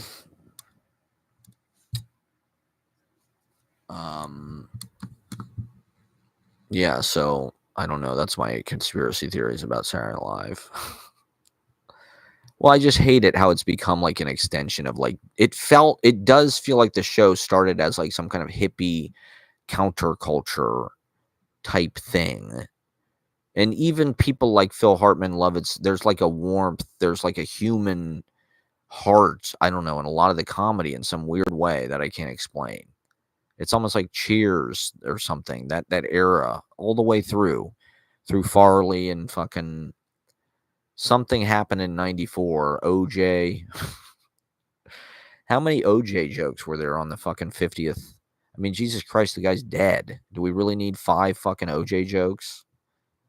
Like, I get it. It's a huge part of the show's legacy with Norm and everything. And Don Ohlmeyer, but Jesus Christ. Do we really need 5 fucking OJ jokes at the goddamn 50th? And they didn't mention Trump at all. They didn't mention fucking any of that shit. They didn't talk about how they let him host twice, or Elon Musk hosted as well. They didn't show any clips from that. They did show Adrian Brody in his fucking reggae blackface. I kind of can't believe that made it into the fucking clip show, and like yet there was no footage of like Christopher Guest or Ed Grimley, Dana Carvey. I don't even think, was Dana Carvey on the fucking show at all? Like, to me, Dana Carvey's in the top 3 probably ever on that show. All right, so, okay, let me go into this because I'll wrap it up kind of soon. Maybe I'll do my top ever. I know nobody gives a fuck, but this is encourage you to do your own. We're doing this in celebration of Saturday Night Live's 50th. These are my top cast members, top sketches, and maybe top hosts ever. I'll do and even though I've seen shitloads of Saturday Night Live, like it's almost like a sport or something. It's just like, I probably missed 3/5 of it. I've probably only seen 2/3 of Saturday Night Live. And maybe I won't do them in order. So it's like I haven't seen a lot of the 70s stuff. It's just like I've seen that stuff like on best of tapes. And like, of course, we know all those people from like movies and shit. But it's like, have I seen every episode of like the fucking 70s? Like, I haven't seen any of them. I've seen like best of Belushi, best of Aykroyd, best of Bill Murray, best of Gilda Radner, Jane, You Ignorant Slut. Somehow people are still talking about Jane, You Ignorant Slut. What happens when the boomers die? What's going to happen to Jane, You Ignorant Slut? No one's going to know what you're talking about. That little piece of cultural. Okay, so top cast members ever. I mean, you got to go with Phil Hartman, of course. That's my favorite era. My favorite era of Saturday Night Live is like probably 87 through like 95. That's where it's like the sweet spot for me. Because I was, under 10 years old. And that's who that show is made for. It's made for children. I don't know. Who the fuck watches? I mean, theater kids. The girls and the gays, I guess. People give a fuck about Hamilton. And the Tonys probably watch Saturday Night Live. I don't know. Who's watching Saturday Night Live out there? Show of hands. It's just corny at this point. But apparently Adam Driver is a goated host. Shane Gillis is about to host a second time, for crying out loud. Somehow Melania has hosted 6 times. I don't see how that is possible. They must have had the motherfucker host every other year since like he got famous, because I don't know how the dude hosted 6 times already, but he's already in the Hall of Fame somehow. I don't know how that happened, but okay, so my best cast members. I mean, you got to go with Eddie Murphy. I mean, you got to go with, of course, Bill Murray, Dan Aykroyd, Belushi. Let me talk about some of the cast members. Joe Piscopo I thought was pretty good, actually. His Sinatra thing I thought was funny. He did a pretty good Jerry Lewis imitation. He could hang with Eddie Murphy, right? I like Ellen Clegorn a lot, actually. She was on for a few years, like in the 90s. I think she was underutilized. She was always good. She had great screen presence, great vibe, great instincts as an actor. It's just like if you don't get a recurring character with a fucking catchphrase in a movie, you need an It's Pat, you need a Stuart Smalley. Who else? Rob Schneider, I hate to say it, was actually good on Saturday Night Live. There was a period like in the early 90s where Rob Schneider somehow was funny. Believe it or not. Then he started making Deuce Bigalow, and that's when I kind of checked out. But, he's in the fucking Beverly Hillbillies movie and some other shit where you're like, Jesus Christ, Rob Schneider got this kind of on merit alone. Respect. But now he's a MAGA psycho, so fuck him. You got to separate the artist with Rob Schneider's case. It's not that hard to separate the art from the artist. You'll be like, you know what? I don't need to see any of Rob Schneider's art ever again. That's an easy boycott. Randy Quaid, anyone? I mean, how did that happen? See, that's what's interesting about the show to me. It's like they had this whole year that's like this crazy cast. Terry Sweeney, Anthony Michael Hall is 17 years old. Robert Downey Jr. is fucking a child, basically. He's 18 or something. So how did that happen?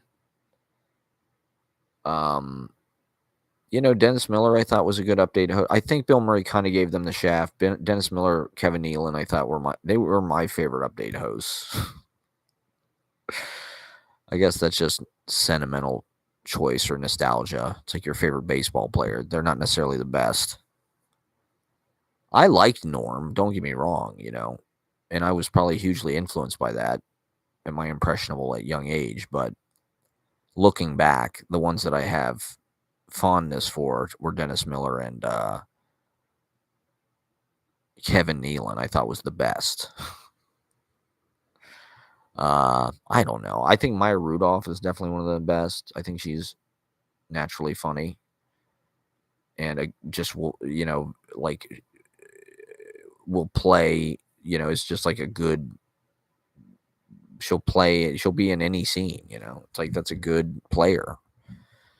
I don't know. Is this just a hackneyed? I mean, we all know these fucking assholes. We know. I guess I'm just trying to find like underutilized. I do think Chris Kattan was funnier than I gave him credit for, even though I hate his recurring characters. I really don't like Mango or Mr. Peepers, but I do think he's funny. I think he has kind of a madcap, wild side that kind of gave him like an edge. And he was actually funny, but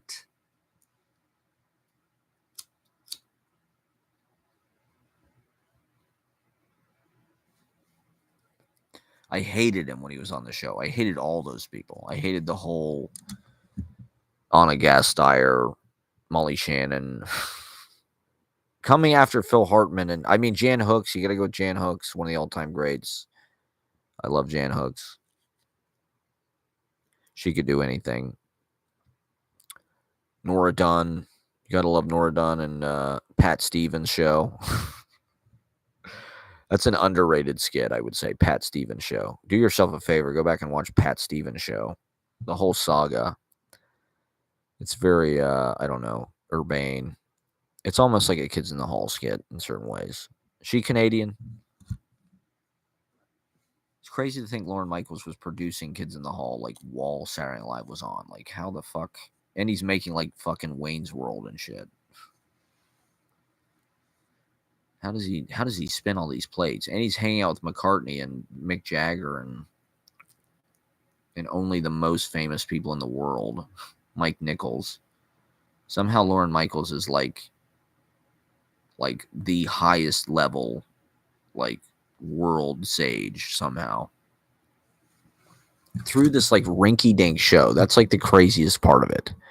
That's the part I think that's like very endearing to me. It feels like this very DIY. It's almost like a zine or something. It's just like they write it that week, they throw it together, they throw some sets up, they throw some fucking wigs on, and they just kind of it's drag in a lot of ways.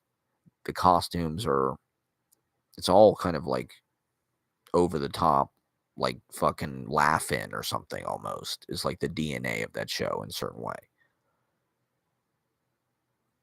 And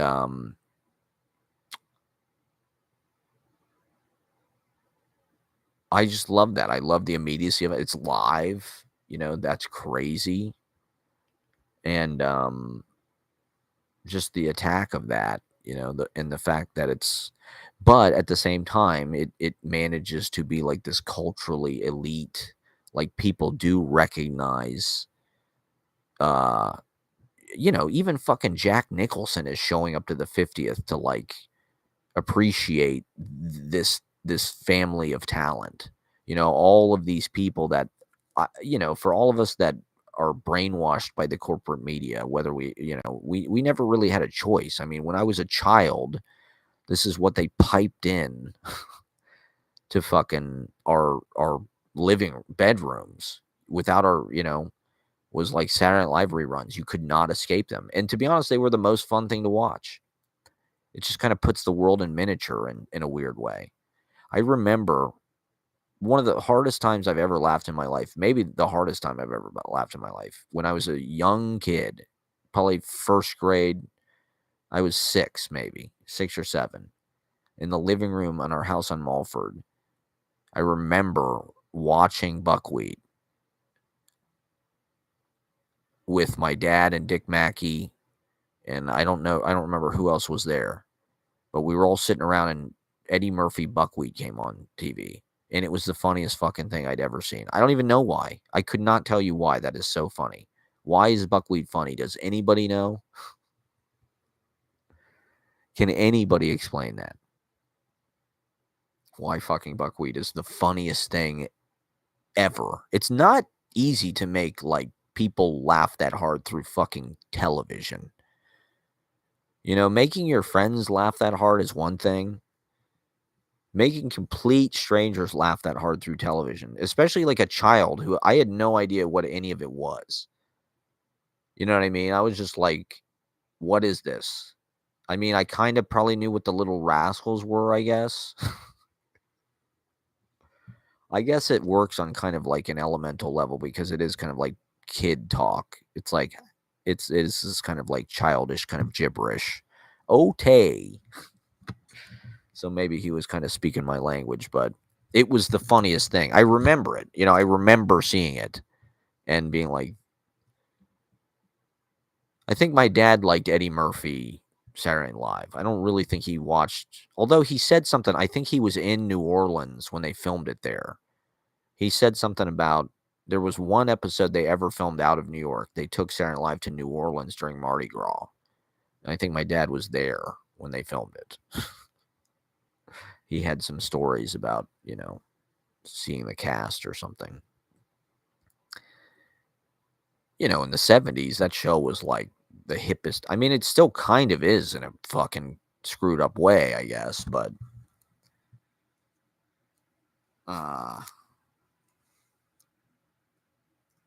it is one of these things that like the boomers got to grow their own like franchise. They could take this they almost like gentrified this time slot that nobody wanted. It's almost like the time slot was like a rent controlled apartment or some kind of just like tenement that like, okay, they could move into in 1975 because nobody fucking wanted it. Milton Berle or whatever moved out. Howard Cosell. And so now some young kids can kind of get in there and just try something. They don't even know what the hell they're going to try. That's another thing I like about it, is I think it has to be this short kind of term process where they're just kind of like feeling their way into it in this kind of intuitive way. I think that's how it's so responsive. to the moment. Adam Sandler had that lyric in his song about Jim Downey writes the cold open 5 minutes before dress. It's like, that's fucking crazy. But he's also like waiting to get all the information. And he can write something that's like, it's just like what we do at open mics, to be honest. I think that's one thing that I'm kind of discovering is it's like their process from coming up with a skit idea. I mean, they literally have like one day between when the show is over until when they have to go back and pitch more ideas. So they're like, how much time do they even have to think of ideas? They get one day a week to sort of like take a breather. And then they're right back in there and they got to have new ideas. It's crazy. Like they just finished the last one. But it's like, well, when you're doing a poetry thing, it's like, I'm just going to read like the thing I read last night, was I wrote it on the train on the way over. Because to me, that's kind of like the best way. When you're improvising on stage, a lot of times you don't necessarily get everything down that you want to say, where it's like, if you just kind of like, not like slapdash, but like, you take a little time to consider it as you're writing it. So you just kind of like can kind of like have clarity to the way your thoughts come out, the way you lay them out. And then you have some sort of like guide rails to like, for your speech to. And so it's like the ink is barely dry, but it has a little thought. It has a little premeditation. You can kind of tweak it a little bit, go over it a few times. You don't want to kill it. You don't want to overdo it by like just beating it over to death. You do want it to be alive. You want it to have some spontaneity and some kind of play in it and some kind of freshness. And so in order to do that, I think you do need some kind of living details, some spur of the moment, kind of like inspired breakneck choices. Being in that kind of like pressure deadline situation can kind of get you to just kind of like get that stuff in there in the strongest way that you can, in the way that fits. And you don't need all this time to like think about it and go over it and revise it. It's like you do need to say it and get on to the next thing. You do need to get it down and get it out there. And so Saturday Night Live, I think, helps us as a culture, whatever's in the news, whatever's, culturally kind of like buzz, whatever, the movie stars hosting, they have something to promote, the band that's on, whatever it is, Sabrina Carpenter or fucking, Nirvana, whatever it is, And then you have all these skits that are kind of just like about the world, about life, about, the nuances of our culture, American culture, some kind of new thing, mom jeans, fake commercial parodies. That's a big part of the show, is pretending that you're in advertising. I don't like the idea that it's all Harvard guys, right? Like everybody that writes, Colin Jost was the fucking editor of the Harvard Lampoon, and so was fucking Conan, and SNL is kind of stocked with these Harvard kind of like elites. Even though you also have the stand-up people and the fucking groundlings or whatever. The improv fucking losers. The improv nerds.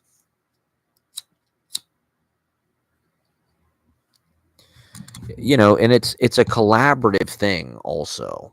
So even though you're writing something, it's like you're putting it on its feet, you're working with all these other people. You got to learn to collaborate, you got to learn to cooperate with a lot of different actors, personalities, egos, a new host coming in every week. And how many different strands and minds and impress. I mean, Al Franken was a fucking senator, have gone through Saturday Night Live and been a part of that process. And fucking Kevin Costner was there, for Christ's sake.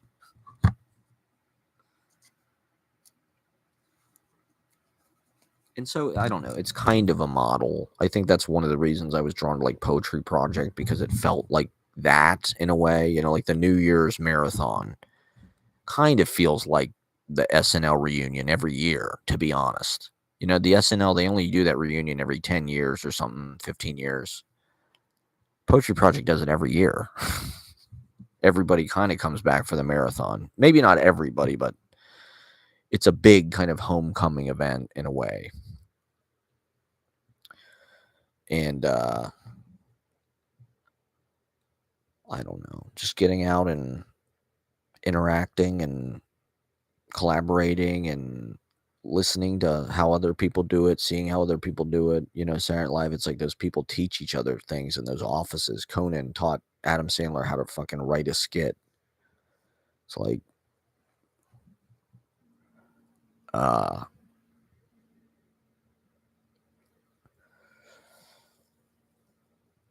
it's we all know the lore. We've all, you know, heard about it. It's kind of a navel gazing show. I guess that's because it's in the middle of New York City and that's where the media is, and it does have, like I said, this kind of cachet, and you know, everybody wants to know where the Saturday Night Live after party is and how do we get in? Can we get a ticket? And uh, it's one of those FOMO things that, like, okay, if you didn't make it, if you didn't, it's just one of those things that you kind of have to let go of.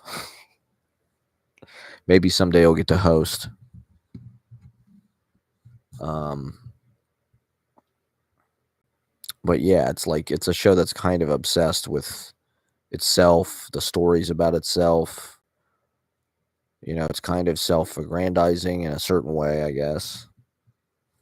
Um, but they've done a good job at making it feel like you know, like this thing about America that like doesn't make anything, or like we've forgotten how to make something. Like Saturday Night Live feels like not necessarily like well made, but like the brand feels like well made. You know, like it's this institution's lasted.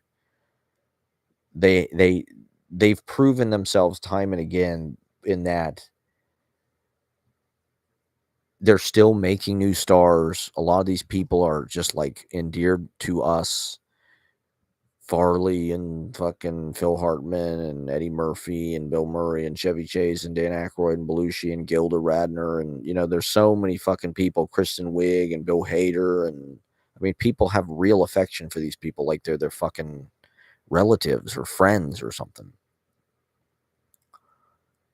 And yet they also, it was almost like a precursor to like American Idol or like these other reality shows where it's like the audience is almost a part of the star making process, and you almost see it happen. You see an actor like a Marcello get a hit character with the Domingo thing, and so all these fangirls on the internet are fueling that fire.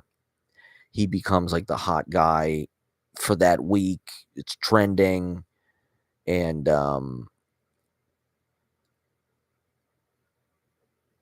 you're seeing this star is born sort of right before your eyes, you know. And it used to be, oh, this, they've got a hit character, they'll turn it into a movie. They don't really do that anymore for some reason. uh there's no what's up with that movie. There's no Chad movie, thank God. I don't know, what even are the fucking recurring characters? Is there going to be a Marcello movie? If it was 1995, there would already have been a Marcello movie. They would have got Penelope Spheris. It would have already fucking happened. It'd be on VHS with a blue sky background. Marcello. Or Domingo or whatever the fuck it is. Chloe Fineman and Marcello in Domingo, the movie.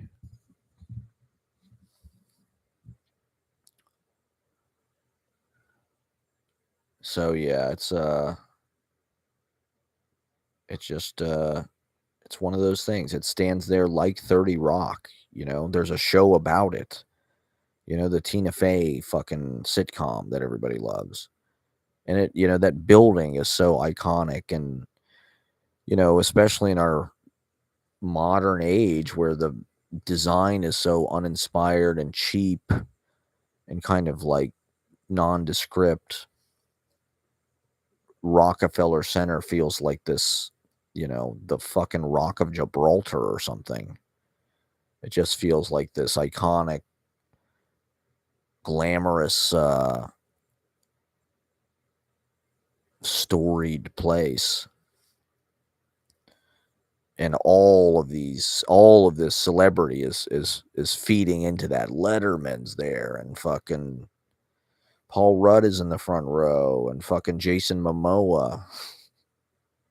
Somehow Jason Momoa got into the fucking studio. I mean, good for him, but Jesus Christ. All right, what else do I need to talk about before I get the fuck off here? Thank you guys for watching. Like and subscribe if you haven't already. Yeah, the open mic was a blast last night. I don't know what happened. It was packed because of the 3-day weekend. It was just like a pretty good turnout. And people stayed late. I mean, there was probably 15 people there till like 1 a.m. or something, maybe more. Like there was a solid crowd there till late, which was fun and kind of, that doesn't happen that often. I mean, it's freezing outside, so I don't think people have any options, really. They have to, I mean, granted, a lot of people, they'll do anything before they come back to Monday night open mic. But there's also other people who, they haven't been burnt out by the grind yet or whatever. I don't know. They haven't been exposed to the true machinations, the dirty underbelly, of how the open mic actually works, the corruption at the heart of it.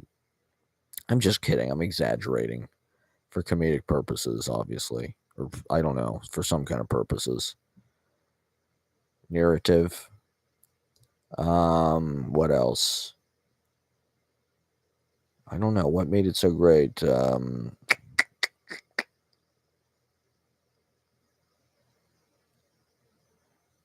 I don't know. It's just a fun time. It's just a celebration of humanity. It's the music.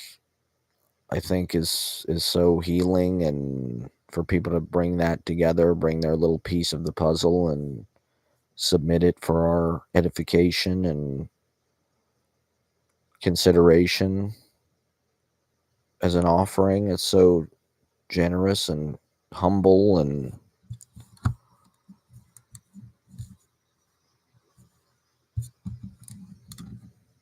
it's ancient, the ritual, of performing for each other around the campfire on a cold winter's night as a distraction from, all of the insanity going on all over the world. The United States pulling out of all of its alliances. Colonialism by extortion. So that was the title of my poem I read at the beginning, because it was President's Day. I've been doing the piano stuff and I've been doing music for a little while. And so I felt like it's President's Day. It was the Saturday Night Live 50th. So I was like, let me write something that's like political and sort of my 2 cents about I wanted to form a land bridge between Red Room and 30 Rock Studio 8H and sort of try and, reference and horn in and tangentially relate ourselves to the 50th anniversary. I don't know. It just somehow makes it feel like a bigger event when oh my God, we're right near. I mean, we're watching fucking produce Adam Sandler. We're in bed on 109th Street. They're within 60, 70 blocks of us. This guy's at the fucking Carlisle. I saw a video today of Jack Nicholson signing fucking autographs out front of the Carlisle. There's like a whole line of people to get Jack Nicholson's fucking autograph. It's like we were just there. And I don't know. I guess I moved to New York to get close to the celebrities. Feels like almost you're almost able to cross over into. Apparently, they're all broke. The director of The Brutalist says that he made no money from the movie, and a lot of the big name directors and things that we know about are broke. They can't even pay their rent. So, like Zachary Ellen Sarkey said, we're all fucked.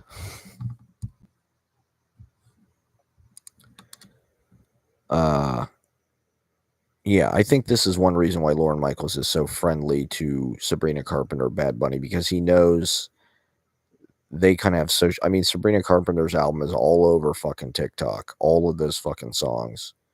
So he knows that that's kind of his pipe into like youth oriented relevance, which is how his show has managed to stay alive by selling out big time, by putting on just like the uninteresting corporate homogenized bullshit culture. And including whatever shitty music is popular that week. You know, I mean, Saturday Night Live is an incredible archive of it. It kind of took everything that variety shows did before it and streamlined it and made it kind of youth oriented. It's like Ed Sullivan had bands. Saturday Night Live, there's bands. They get 2 songs, and then it's sort of like Laugh-In, but they get a hot celebrity to be the host, and that sort of like keeps it. It's almost a new show every single episode, to be honest, because they have a different host and they have a different musical act. And so in a certain way, it's like a different show every time.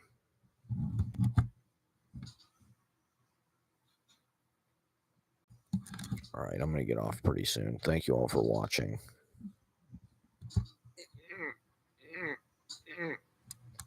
I mean, what now? Does it just keep going on? Is there going to be a 75th anniversary and a 100th anniversary? I mean, will they solve mortality before Lorne Michaels passes away? Will they be able to make him young again? Will they be able to regenerate Belushi through DNA miracles?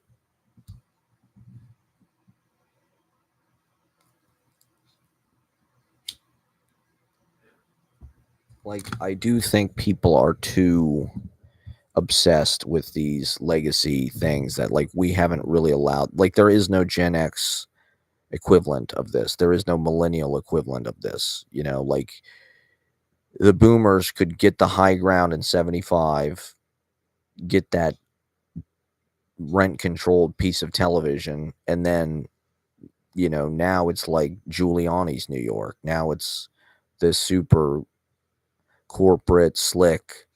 It's part of the establishment. Lorne Michaels is his fat cat. He hangs out with the ultra elite. He lives this. Okay. I also need to talk about. We went to this restaurant Orso, and I'll end on this. We went to Orso, which like I said, I'd heard about it on fucking Dana Carvey podcast. It was like it's where Lorne Michaels likes to go. He's always going to Orso for some reason. And so I thought, okay, well, if it's good enough for Lorne Michaels, let's go there. Maybe there's celebrities. Maybe Steve Martin will be there.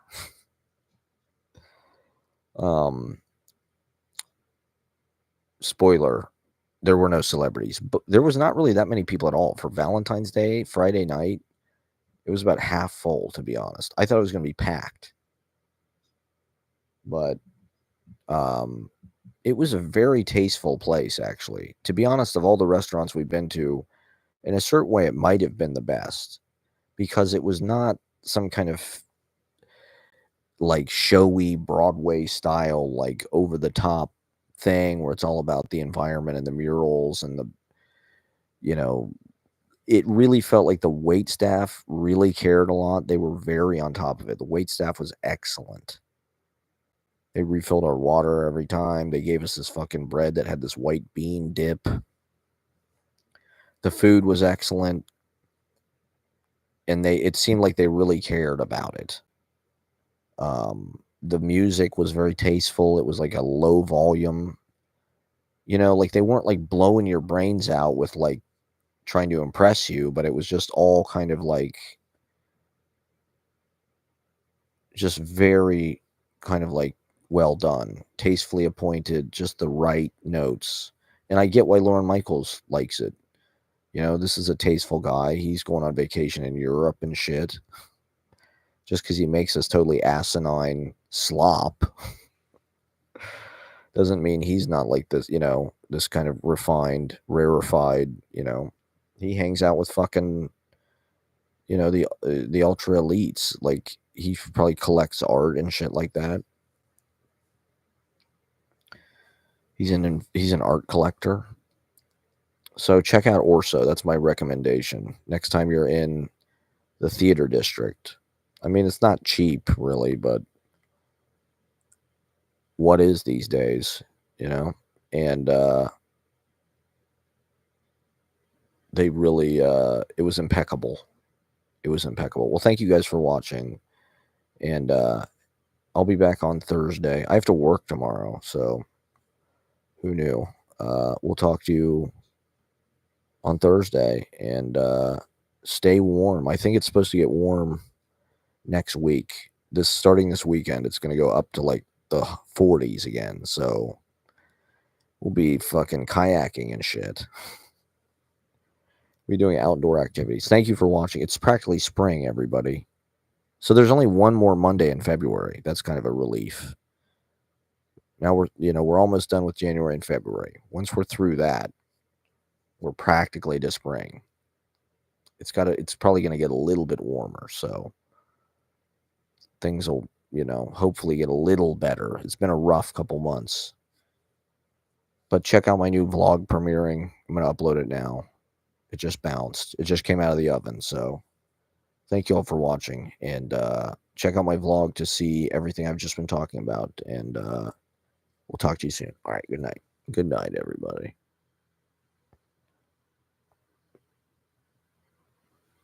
You like it.